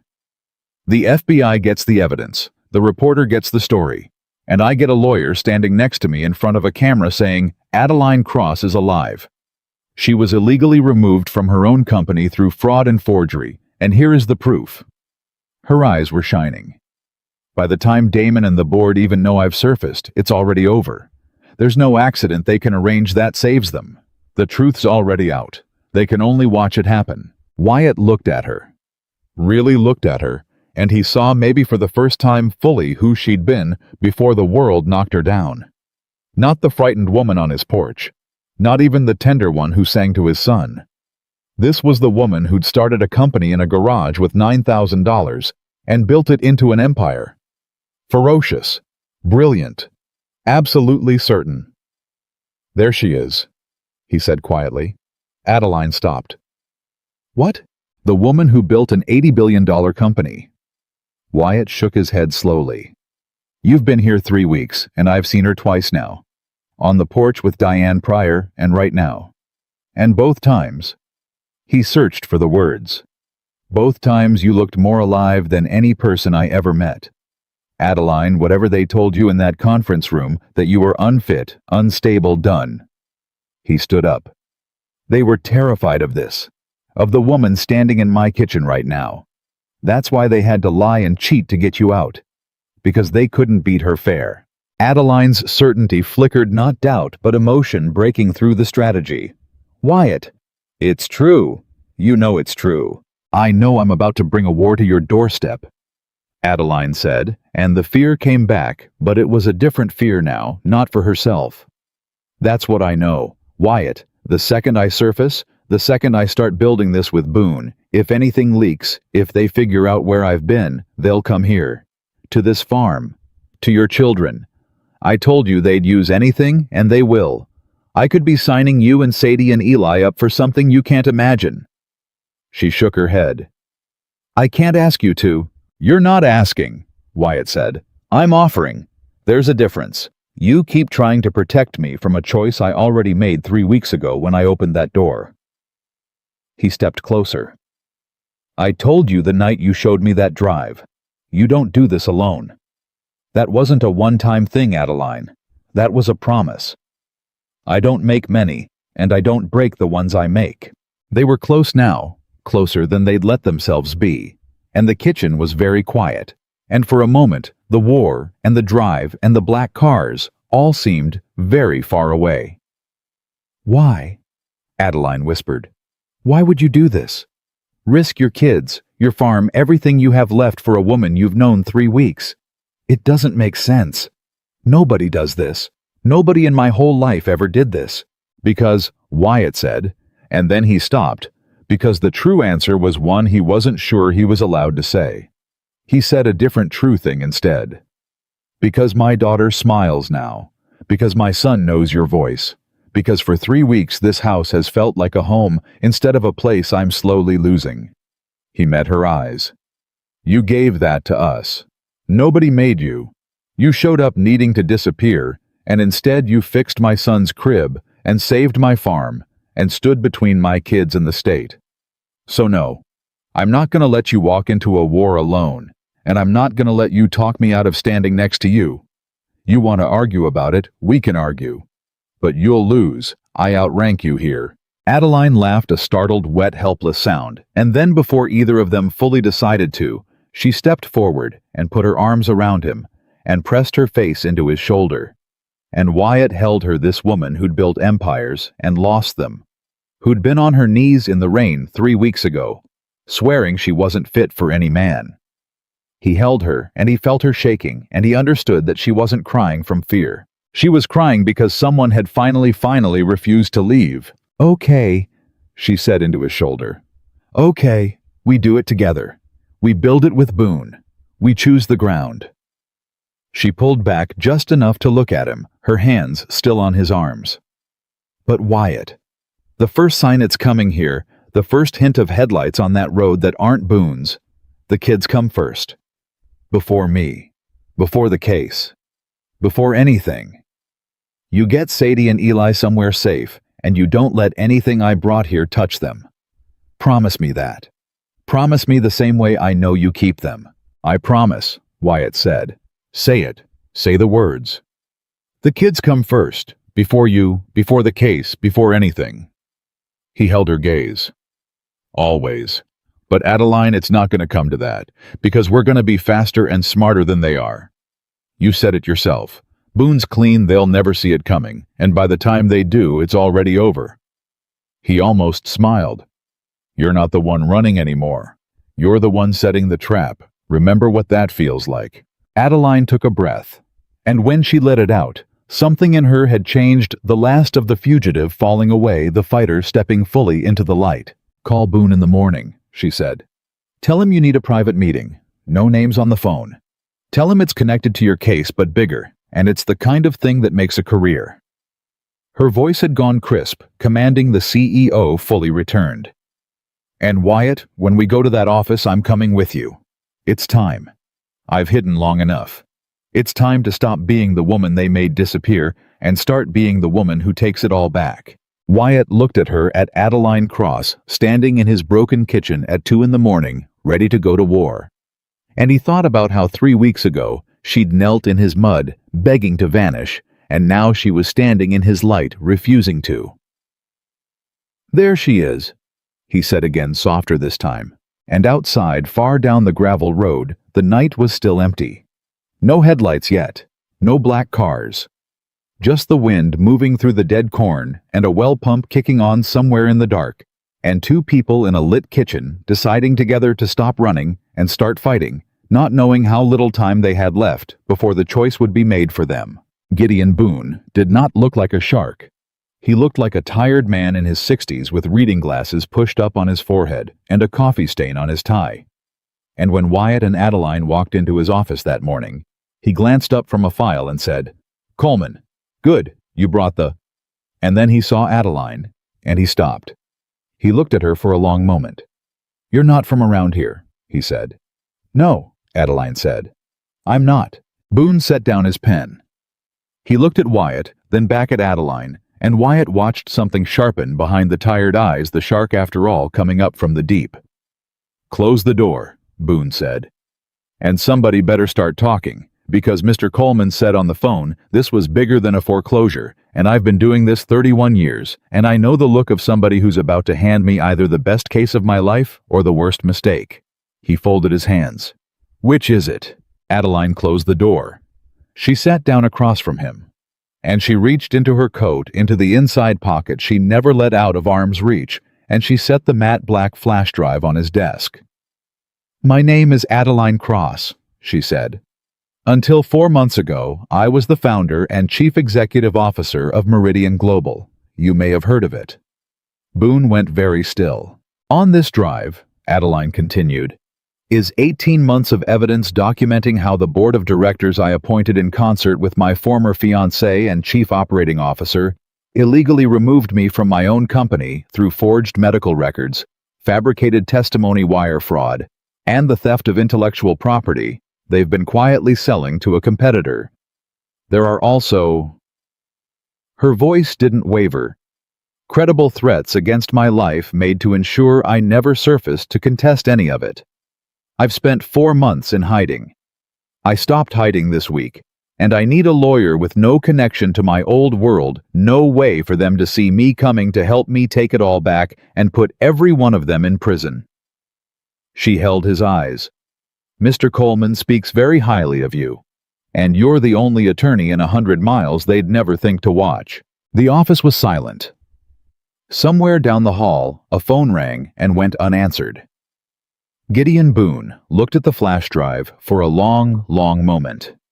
Then he reached up, took the glasses off his forehead, folded them, and set them down beside it. "Ms. Cross," he said slowly, "I have spent 31 years watching banks and corporations grind ordinary people into dust, and I have won some and lost more, and I always told myself that one day the right case would walk through my door, the one where I get to hand a powerful institution its own head."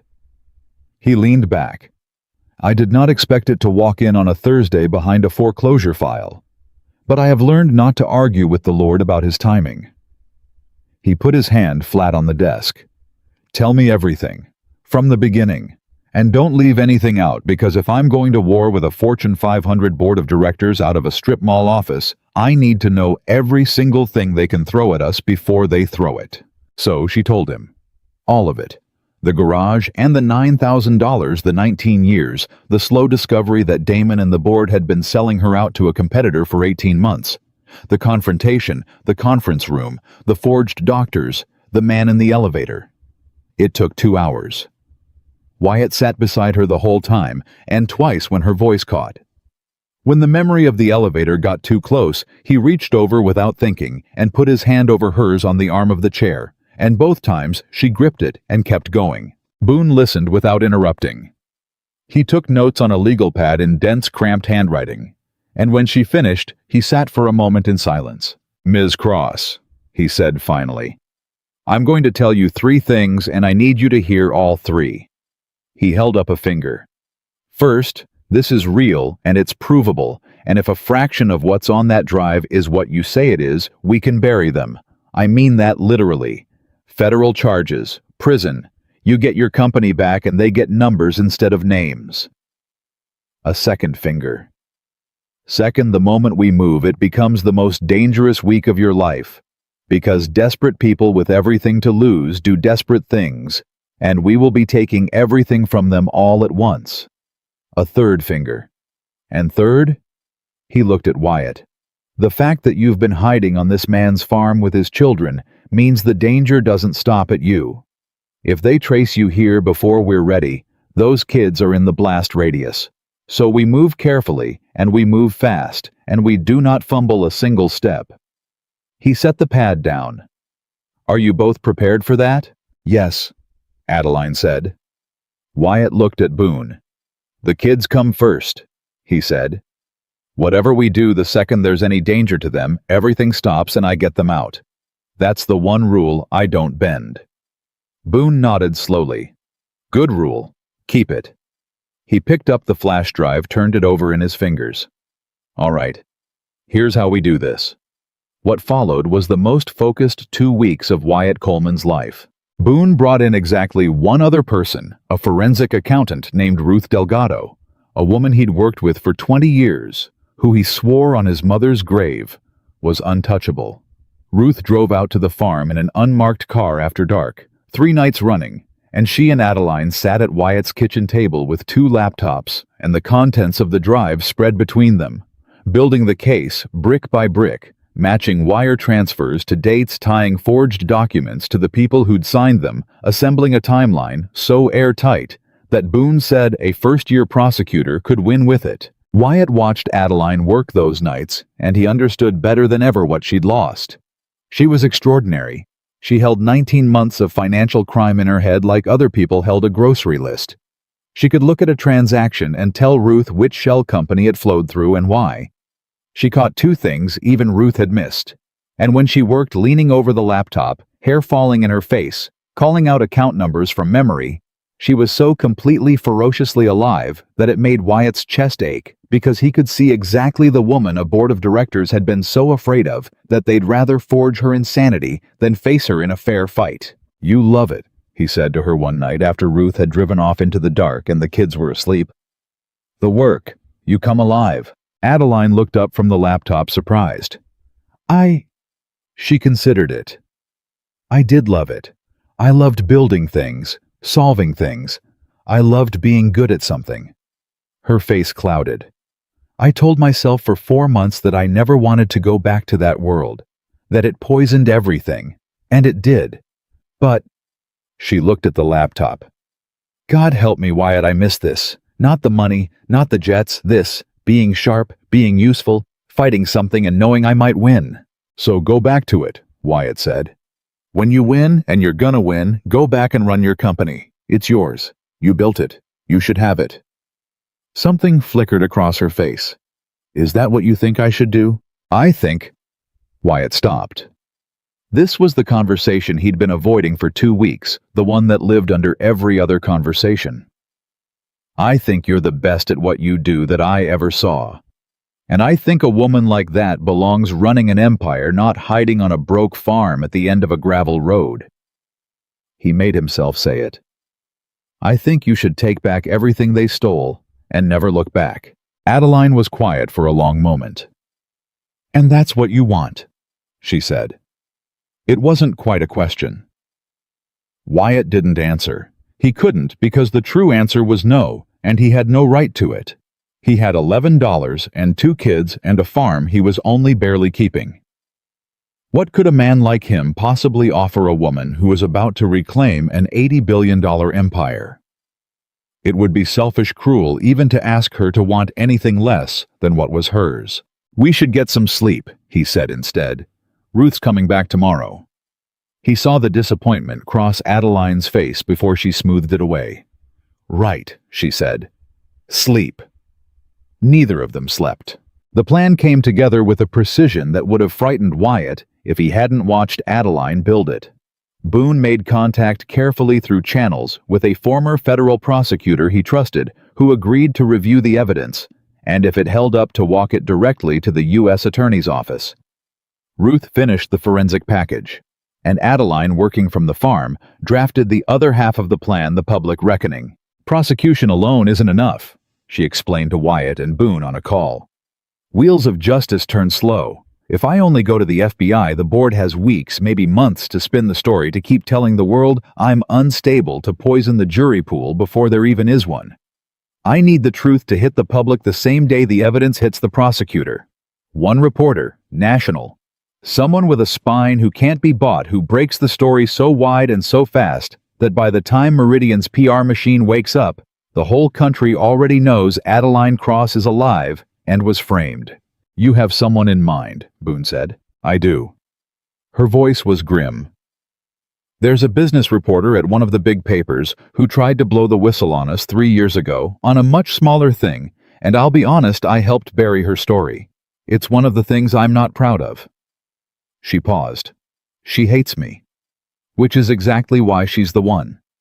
She'll never suspect I'm handing her a story that vindicates me. And when she checks the evidence and finds it's real, she'll run it without mercy, because that's what I taught her to expect from me." A bitter laugh. "The one person in journalism who'd never take a kind word from me at face value is the one person who'll believe the documents." Wyatt shook his head slowly. "You think like a chess player." "I think like someone who spent 19 years surrounded by people trying to take what was mine," Adeline said. "And I'm about to use every ugly thing I learned to take it back." They set the date. 11 days out. On that morning at exactly the same hour, Boone's prosecutor would walk the evidence into the U.S. Attorney's office. The reporter would receive a complete package with a locked embargo lifting at noon, and Adeline Cross would step in front of a camera with Gideon Boone at her side and end 4 months of silence. Everything at once. 100 fuses, one match. 11 days. Adeline said the night they finalized it. She was standing at the kitchen window again, the way she had that first night, staring out at the dark driveway. But she wasn't watching the road with fear anymore. She was watching it like a general studying a battlefield. 11 days and it's over. One way or another. "It's gonna go our way," Wyatt said. "You keep saying that." "Because I keep believing it." He came to stand beside her. "You've thought of everything. Boone's thought of everything. There's not a hole in it." "There's always a hole," Adeline said quietly. "That's the thing about war, Wyatt. You plan for everything you can imagine, and then it comes at you from the one direction you didn't." She wrapped her arms around herself. "I keep thinking about the kids. 11 days is a long time. Anything can happen in 11 days. Nothing's gonna happen to the kids. I promised you." "I know." She looked at him. "It's the one thing I'm sure of, that you'd die before you let anything touch them." Her voice softened. "I've never known anyone like that. Someone whose word just means what it says. In my world, a promise was a negotiating position. With you, it's—" She shook her head. "It's bedrock." They stood there and the window closed, and the wanting was there again, thick in the air between them. And this time, neither of them stepped back from it. "Adeline," Wyatt said, "don't." Her voice was barely a whisper. "Please don't. Because in 11 days I go back to a world you can't imagine, and you stay here with your farm and your kids, and if you say the thing you're about to say, I don't know how I walk out that door. And I have to walk out that door, Wyatt. It's my company, my name, my life. I built it and they stole it, and I can't not go take it back, even for—" She stopped. "Even for this." "I wasn't going to ask you to stay," Wyatt said quietly. "I'd never ask you to be less than what you are. He struggled for the words. "I just wanted you to know that these 3 weeks, it wasn't nothing to me. When you're back in your world, running your empire, I wanted you to know that for a little while, On a broke farm at the end of a gravel road, you were—" His voice caught. "You were home to us. To all three of us. That's all. You don't have to say anything back." Adeline's eyes were bright. For a moment, she didn't speak. Then she reached up and put her hand against his face, and Wyatt covered it with his own, and they stood there like that, not kissing, just holding on, two people at the edge of something neither of them could afford to name. "You were home to me too," she whispered. "That's what makes it so hard. In my whole life, Wyatt Coleman, this is the only place that ever felt like home." And then, because the timing of ruin is never merciful, headlights swept across the driveway. They both went rigid.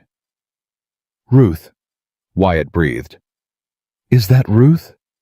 "Ruth comes after midnight," Adeline said, and her voice had gone flat and cold. "It's 9 o'clock.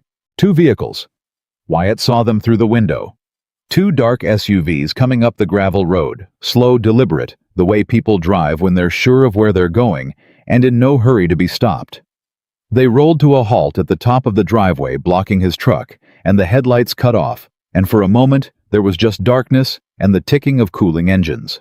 "Get the kids," Adeline said. Her voice didn't shake. It had gone somewhere past fear into something ice-cold and clear. "Wyatt, the kids, now. That's the rule. You get Sadie and Eli out the back and you take them to the storm cellar and you don't come out no matter what you hear. Go. I'm not leaving you to face. You promised me." She grabbed his shirt, and now her eyes were wild. "You promised me the kids come first before me, before anything. You swore it, Wyatt. You said the word, so you go. Right now. Get them safe. That's how you help me. The only way. If they come in here and find those children, everything we built is a weapon in their hands. Get them out." Doors opened on the SUVs. Wyatt counted shapes in the dark. 4 men, maybe 5, moving with the unhurried confidence of people who did this for a living. Every instinct in his body screamed to stand and fight. 20 years of Navy training told him to plant his feet between the threat and the people he loved. But Adeline was right, and the deepest, oldest part of him, the father older than the sailor, knew it. The children came first. That was the one rule. That was bedrock. "The cellar has a bolt on the inside," he said, fast, already moving. "There's water, there's a phone charger, the walls are stone. Once I'm in with the kids—" He grabbed her by both arms. "You come too, the second you can. You hear me. You get to that cellar. Don't you dare play hero. Don't you dare decide you're not worth saving. You come to that cellar. Go, Wyatt. Say it. Say you'll come." "I'll come. Now go." He ran, down the hall into Sadie's room, and he scooped his sleeping daughter up, blanket and all. "Daddy, what?" "Shh, baby, we're playing the quiet game, the quietest game ever, not a sound." And then Eli from the crib. The crib Adeline had fixed, and Eli stirred, but didn't cry. God bless him, didn't cry. Wyatt held both his children against his chest and went out the back door into the dark, low and fast across the yard toward the old storm cellar his grandfather had dug into the hill a lifetime ago. Behind him in the lit kitchen window he saw Adeline turn to face the front door. She was not running. She was standing in the center of the room, spine straight, chin up, the way she'd stood on the porch in front of Diane Pryor, the way she'd stood in Gideon Boone's office, the CEO, the empire builder, the woman they'd been so afraid of they had to forge her madness. She reached up and very deliberately tucked her hair behind her ear. She was getting ready to be seen. Wyatt got the cellar door open, got the kids down the stone steps into the cool dark, and it took everything he had, everything, not to turn around and go back. "Daddy, I'm scared," Sadie whispered, and Eli was awake now and starting to fuss, and Wyatt held them both and bolted the door from the inside and pressed his back against the stone. "I know, baby," he breathed. "I know. Daddy's got you. We're safe down here. The walls are stone. Nothing can get in. We just have to be quiet and brave, okay? Can you be brave for me? Can you help me keep Eli quiet?" "Where's Miss Adeline?" Wyatt closed his eyes. "She's coming," he said.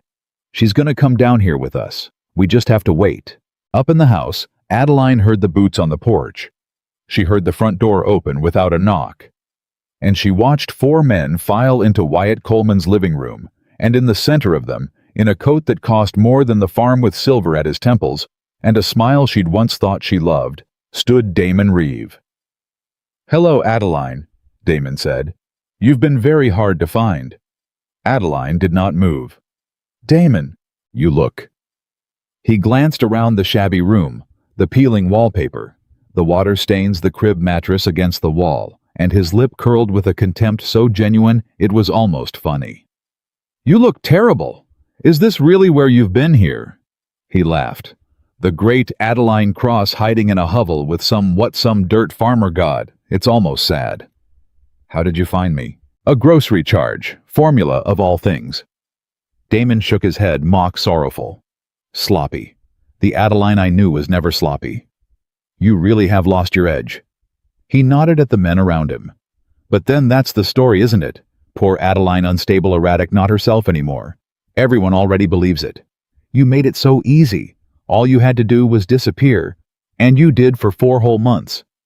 Do you know how that looks? A CEO who vanishes right after being removed for mental instability." He spread his hands. "You've been writing our story for us this whole time. You're recording this," Adeline said. It wasn't a question.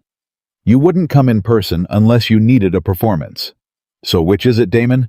Are you here to threaten me on camera so you have footage of me being paranoid? Or are you here to make sure I have my accident somewhere far from any camera at all?" Damon's smile flickered, and in that flicker, Adeline saw everything. She saw that he'd come himself because he no longer trusted anyone else to finish it. She saw that 4 months of not finding her had made the board desperate, made them turn on each other, made Damon the one holding the bag, the one who had to personally guarantee she'd never surface or lose everything. She saw a man who had run out of time exactly the way Wyatt had said their enemies would, exactly the way she'd planned to make them. She was 11 days early. The trap wasn't set. Boone didn't have the evidence with the prosecutor yet.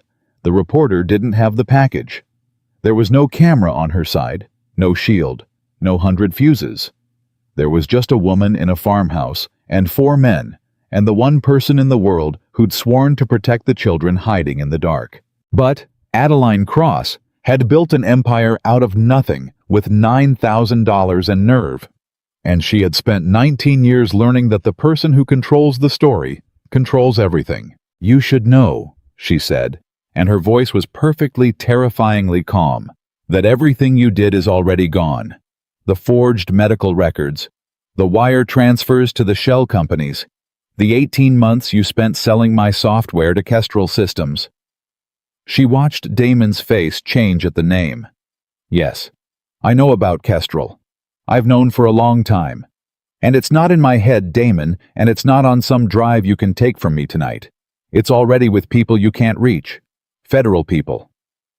She smiled, and it was the smile of a woman who had nothing left to lose and everything to protect. "You came here to make me disappear. But I already surfaced days ago to exactly the right people.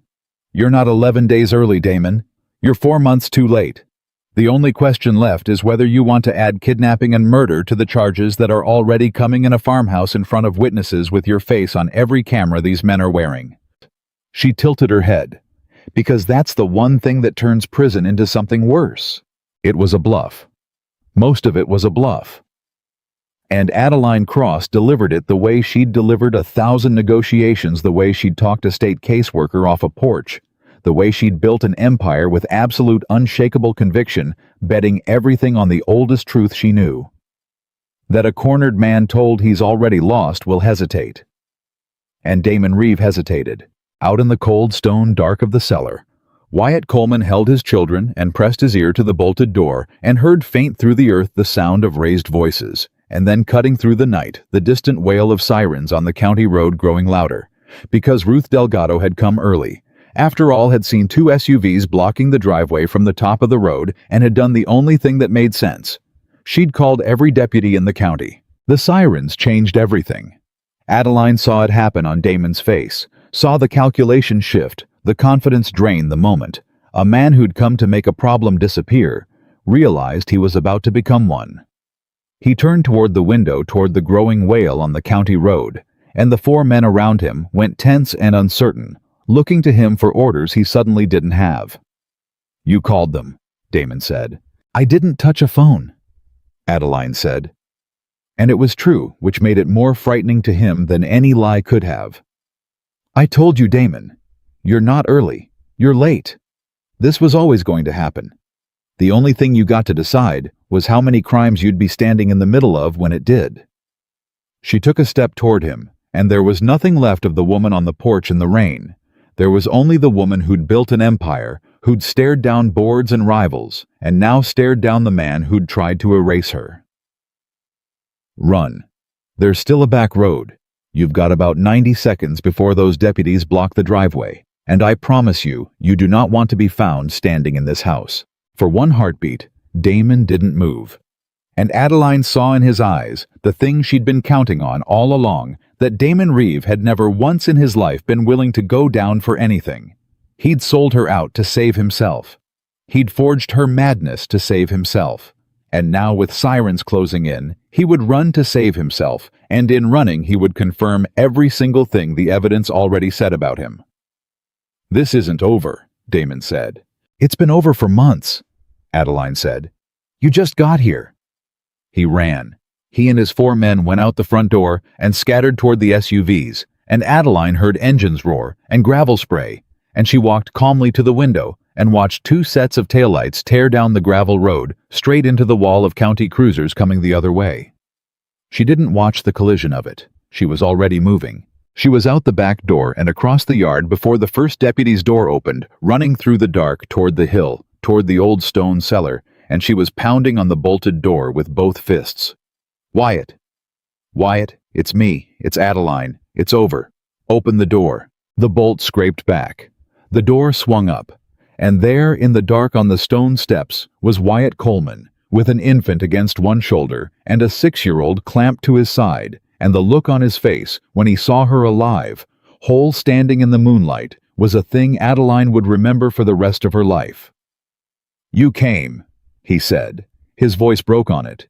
"You said you'd come." "I keep my promises too," Adeline said. "I learned it from somebody." And then Sadie tore loose from her father and flung herself up the steps and wrapped her arms around Adeline's legs, sobbing. "You didn't leave? You didn't leave? I thought you left." And Adeline dropped to her knees on the cold ground and gathered the little girl in, and held her so tight that neither of them could breathe. And over the child's head she looked at Wyatt, and Wyatt looked at her, and neither of them said the thing. They didn't need to. It was said in every line of both their faces. The deputies found them like that, a man and a woman, and 2 children kneeling in the dark outside a storm cellar, holding on to each other like the world had tried to end and hadn't quite managed it. What came after took months, but it never once felt uncertain, because Adeline Cross had built the trap too well for anything to go wrong once it was sprung. Damon Reeve and 2 of his men were arrested that night, run to ground at a county roadblock, with dashcam footage of them fleeing a farmhouse where a missing CEO had been reported, held against her will. Ruth Delgado's phone call, the one that saved them, turned out to be the least of what she'd done. She'd also, on Boone's standing instructions, uploaded the complete evidence package to the former federal prosecutor the moment she saw the SUVs 11 days ahead of schedule, because the plan had a failsafe built in for exactly this, and the failsafe held. By dawn, the U.S. Attorney's Office had the drive. By noon the next day, the reporter had the story, and Adeline had been right about her. The woman ran it without mercy, exactly as Adeline had known she would, because the documents were real, and the woman had spent 3 years hating Adeline Cross, and was constitutionally incapable of believing anything Adeline said until the evidence forced her to. The headline broke across the country like a dam giving way. The founder of Meridian Global, presumed unstable and vanished, was alive and had been framed, and here was the proof transfer by transfer forgery by forgery. The board turned on itself within a week. That was the thing about a conspiracy. It only held as long as everyone believed they'd get away with it. And the moment the evidence went public, every one of them scrambled to be the first to cooperate, to trade testimony for leniency, to blame Damon and each other.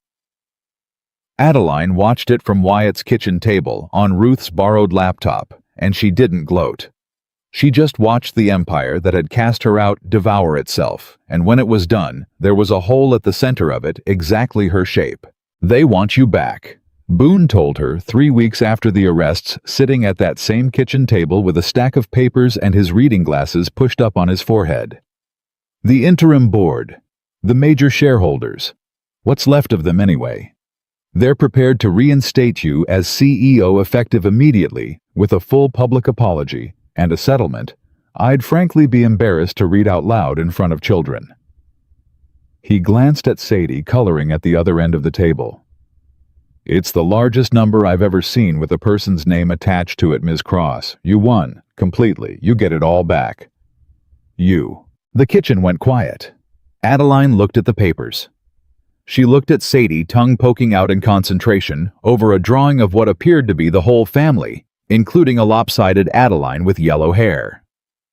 She looked at Eli, asleep in the bouncer fat and content. And she looked at Wyatt standing at the counter, with a dish towel over his shoulder, very carefully not looking at her, his jaw tight. A man bracing for a blow he'd told himself was coming since the day she arrived. "I get it all back," Adeline repeated. "Every last penny, and the corner office." Boone slid the papers toward her. "You built that company from nothing, Ms. Cross. You're the best there ever was at what you do. I've watched you these last 2 months, and I've never seen anyone like you." He paused. "It's yours. It was always yours. All you have to do is sign and get on a plane and go take it." Adeline picked up the pen. Wyatt turned away toward the sink so she wouldn't see his face. He'd known. He'd known all along. He'd told her himself that a woman like her belonged running an empire, not hiding on a broke farm. And he'd meant it, and he'd been right. And now the moment was here, and it hurt so much worse than he'd let himself imagine. He picked up a dish that was already clean and started washing it just to have somewhere to put his hands. "Gideon," Adeline said, "I want to ask you something, as my lawyer." "Of course. If I sign this and take the settlement and reinstate myself as CEO, do I have to be in the corner office, physically, to run it?" Boone frowned. "I well know. Legally no. Plenty of executives run companies remotely, or from satellite offices, or—" He stopped. "Ms. Cross, what are you asking?" "I'm asking," Adeline said slowly, and Wyatt's hands went still in the water, "whether I can own the company and control the company and make sure every single person who tried to destroy me stays destroyed and never once set foot in that building again, unless I choose to." She set the pen down. "Because I spent 19 years in that corner office, Gideon, and it was the loneliest place I've ever been. And I spent 2 months in this kitchen, and it's the only place I've ever been happy." She looked at Wyatt's back. "And I'm 46 years old, and I finally understand the difference between the thing you built your life around and the thing that's actually your life." Wyatt turned around. "Adeline," he said, "what are you— You can't give up your company for—" "I'm not giving up my company," Adeline said. "Weren't you listening? I'm keeping every share of it. I'm taking the settlement and the control and the vindication. I'll run the whole thing from a laptop and a phone and a jet when I absolutely have to, and I'll bury anyone who ever comes for me again." She stood up from the table. "I'm not giving up a single thing that's mine, Wyatt Coleman. I'm just refusing to give up something else that's mine too." She crossed the kitchen and stood in front of him. "You told me once you'd never ask me to be less than what I am, and you never did, not once. But you never asked me to stay either. You just opened the door and waited. So I'm going to make this easy on both of us." She took a breath. "I'm not walking out that door. I'm walking through it and staying on this side of it, if you'll have me." Wyatt stared at her. The dish towel dropped off his shoulder onto the floor, and neither of them noticed. "You're a billionaire," he said hoarsely. "I've got Adeline. I've got a farm and 2 kids, and I can't. There's nothing I can give you. Nothing. You have everything. What could a man like me possibly—" "Everything I never had," Adeline said. "That's what you can give me. That's what you've been giving me for 2 months." Her voice broke. "A place where nobody's calculating what I'm worth to them. A little girl who calls me her second best friend. A baby who knows my voice. A man who ran into a storm cellar to protect my children like they were his own, and then swore at me until I promised to come out alive." She put her hands on his chest. "I have $80 billion, Wyatt, and it never once bought me a single thing that was real. And then I knelt down in your mud in the rain and told you I wasn't fit for any man, and you—" Her voice failed. "You spent 2 months proving me wrong. Every single day. You never let me believe it for 1 hour." "You're not fit for any man," Wyatt said, and there were tears on his face now, and he didn't care. "That's what you told me. First thing out of your mouth." "I know. You were dead wrong." "I know that too." She laughed, wet and broken. "You told me you'd keep bringing it up every time I proved it. Well, here I am. Prove me wrong one more time, sailor. Tell me you'll have me." And from the other end of the table, in the blunt way only a 6-year-old can manage, Sadie looked up from her drawing and said, "Daddy, just say yes. She's already family. I made her in the picture." Wyatt Coleman looked down at his daughter's drawing. 4 figures holding hands under a lopsided sun. A house. A barn. A scribble that might have been a chicken. And something in his chest that had been broken for a year. That had been broken since a hospital hallway. And a newborn son and a wife who held her baby for an hour and then was gone, finally quietly knit itself back together. "Yes," he said. "God, yes. Of course, yes." And then Adeline Cross, who had built an empire and lost it and taken it back, put her arms around a broke Navy veteran in a farmhouse kitchen and kissed him, while a 6-year-old cheered and a baby woke up and started to fuss, and Gideon Boone quietly gathered his papers and let himself out to give them the room, chuckling all the way to his car about the strangest best case of his 31-year career. They were married in the spring in the garden. Adeline never used the deposit on, not the one she'd planned with Damon, that one she let rot, but a new one planted right there on the farm in the field, where the corn had died the year everything nearly fell apart.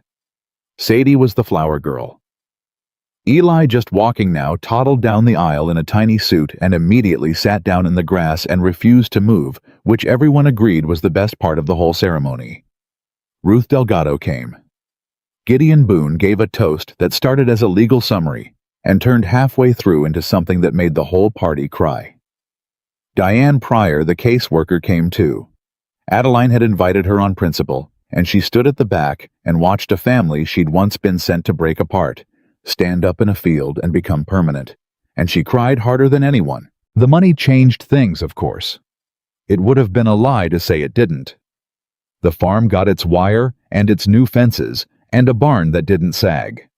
Wyatt fought her on it for exactly 1 week before he understood that letting her fix the things she loved was its own kind of gift, the same way she'd let him carry things she was too proud to hand anyone else. She ran Meridian Global from a converted room over the garage on a schedule that put the school pickup ahead of the shareholder call. And she was, if anything, more feared than she'd ever been, because a woman who has already survived being erased is not afraid of anyone in a boardroom. Damon Reeve went to federal prison. So did 4 members of the board. The competitor that had bought her stolen software paid a settlement that Adeline characteristically used to build something, a foundation in a field where corn used to die for widowed veterans raising children alone, because she had learned exactly what that costs and exactly how few people ever help. But the money was never the point, and both of them knew it, and that was the whole miracle of it. The point was this. Years later, on a summer evening, the farm was alive again. Really alive cattle in the north pasture, where the fences used to sag a garden. Adeline tended herself because she'd discovered she loved growing things. She could touch a house full of light, where a house had once been full of foreclosure notices. Sadie was 11 now, tall and fierce and unafraid. The kind of girl who told the truth even when it was hard. Because her father had taught her that truth was the only thing they couldn't take from you. And her mother, she called Adeline that, now had for years, and it never once stopped meaning everything to both of them. Her mother had taught her that a woman could be gentle and dangerous at the same time. Eli was 6 dinosaur-obsessed forever, demanding pancakes shaped like a stegosaurus, and he had no memory at all of a time before Adeline, which was its own kind of grace. On that summer evening, Wyatt Coleman stood on the porch rebuilt now solid under his boots and watched his wife chase their children through the long grass in the gold light, all 3 of them laughing. And he thought about a night years ago when headlights had cut through the dark and a woman in a ruined coat had knelt in his mud and said she needed a place to disappear. She hadn't disappeared. Neither of them had. Instead, 2 people who'd been vanishing for years, him into grief and debt and exhaustion. Her into fear and betrayal and the loneliness of a corner office, had somehow impossibly found each other at the end of a gravel road and refused to let each other go. Adeline caught him watching. She left the kids to their game and came up the porch steps and leaned against him the way she'd been leaning against him for years now. And they stood together and watched Sadie and Eli tumble in the grass. "You're doing the thing," she said. "What thing?" "The thing where you look at us like you can't believe it's real. You still do it, after all this time." "Because I still can't believe it's real," Wyatt said. "Some mornings I wake up and I'm sure I dreamed you. And then I smell coffee." He put his arm around her. "The good coffee. The kind that doesn't come from a can." Adeline laughed. "I still buy it at that same little store. The man there finally stopped being confused about me." Took him years. It took him years. She was quiet a moment watching the children. "You know what I think about sometimes that night? The porch, the rain. I was so sure I was at the end of everything. I'd lost the company, lost Damon, lost my whole life, and I drove 11 hours to nowhere and knelt down in the mud in front of a stranger and told him I wasn't fit for any man." She turned her face up to him. "And I meant it, Wyatt. I believed it all the way down. I thought I was broken past fixing." "You weren't broken," Wyatt said. "You just got robbed. There's a difference. I told you that the first week." "You did." She smiled. "You told me a man who gets robbed didn't fail, he got robbed. And I didn't believe you. Not for a long time." She looked back out at the field, at the daughter and the son who'd made her their mother, at the life that had grown up out of a failing farm and a fugitive's fear. "But you kept saying it, and you kept proving it, until one day I woke up, and I wasn't the woman they threw out of that conference room anymore. And I wasn't even the woman who took it all back." Her voice softened. "I was just home. I was just yours. And that turned out to be the only thing I'd ever really wanted under all the rest of it." Wyatt pulled her close. Down in the grass, Eli tackled his sister, and both of them shrieked with laughter, and the sound carried up across the field and over the porch and out into the gold evening. And it was the sound of a house that had once been a place where things came to die, and had become instead a place where things began. "People ask me sometimes," Adeline said, "how a billionaire ended up on a farm, and I never know how to explain it. That you didn't save me. That's what everyone assumes, the rich woman in trouble, the good man who rescued her. But that's not what happened." "No," Wyatt agreed. "It's not. You didn't save me. And I didn't save you." She looked up at him, and her eyes were wet and steady and completely certain. "We were both already too far gone for saving. You couldn't have saved me. I couldn't have saved you." She put her hand over his heart. "But we rebuilt each other, piece by piece, day by day. 2 broken people who found out the only way back was together." Wyatt Coleman looked at his wife and his children and the farm that lived again around them, and he understood that everything he'd nearly lost had come back to him 100-fold. Not because anyone rescued anyone, but because 2 people who had every reason to quit on the world had chosen instead to build a new one. Sometimes love doesn't arrive gently. Sometimes it comes in a ruined coat at 3 in the morning, kneels down in the mud, and tells you it isn't fit for anyone at all. And sometimes, if you're brave enough to open the door anyway, it turns out to be the truest thing you'll ever hold. They didn't save each other. They rebuilt each other, and the home they made out of the wreckage stood unshakable for the rest of their lives.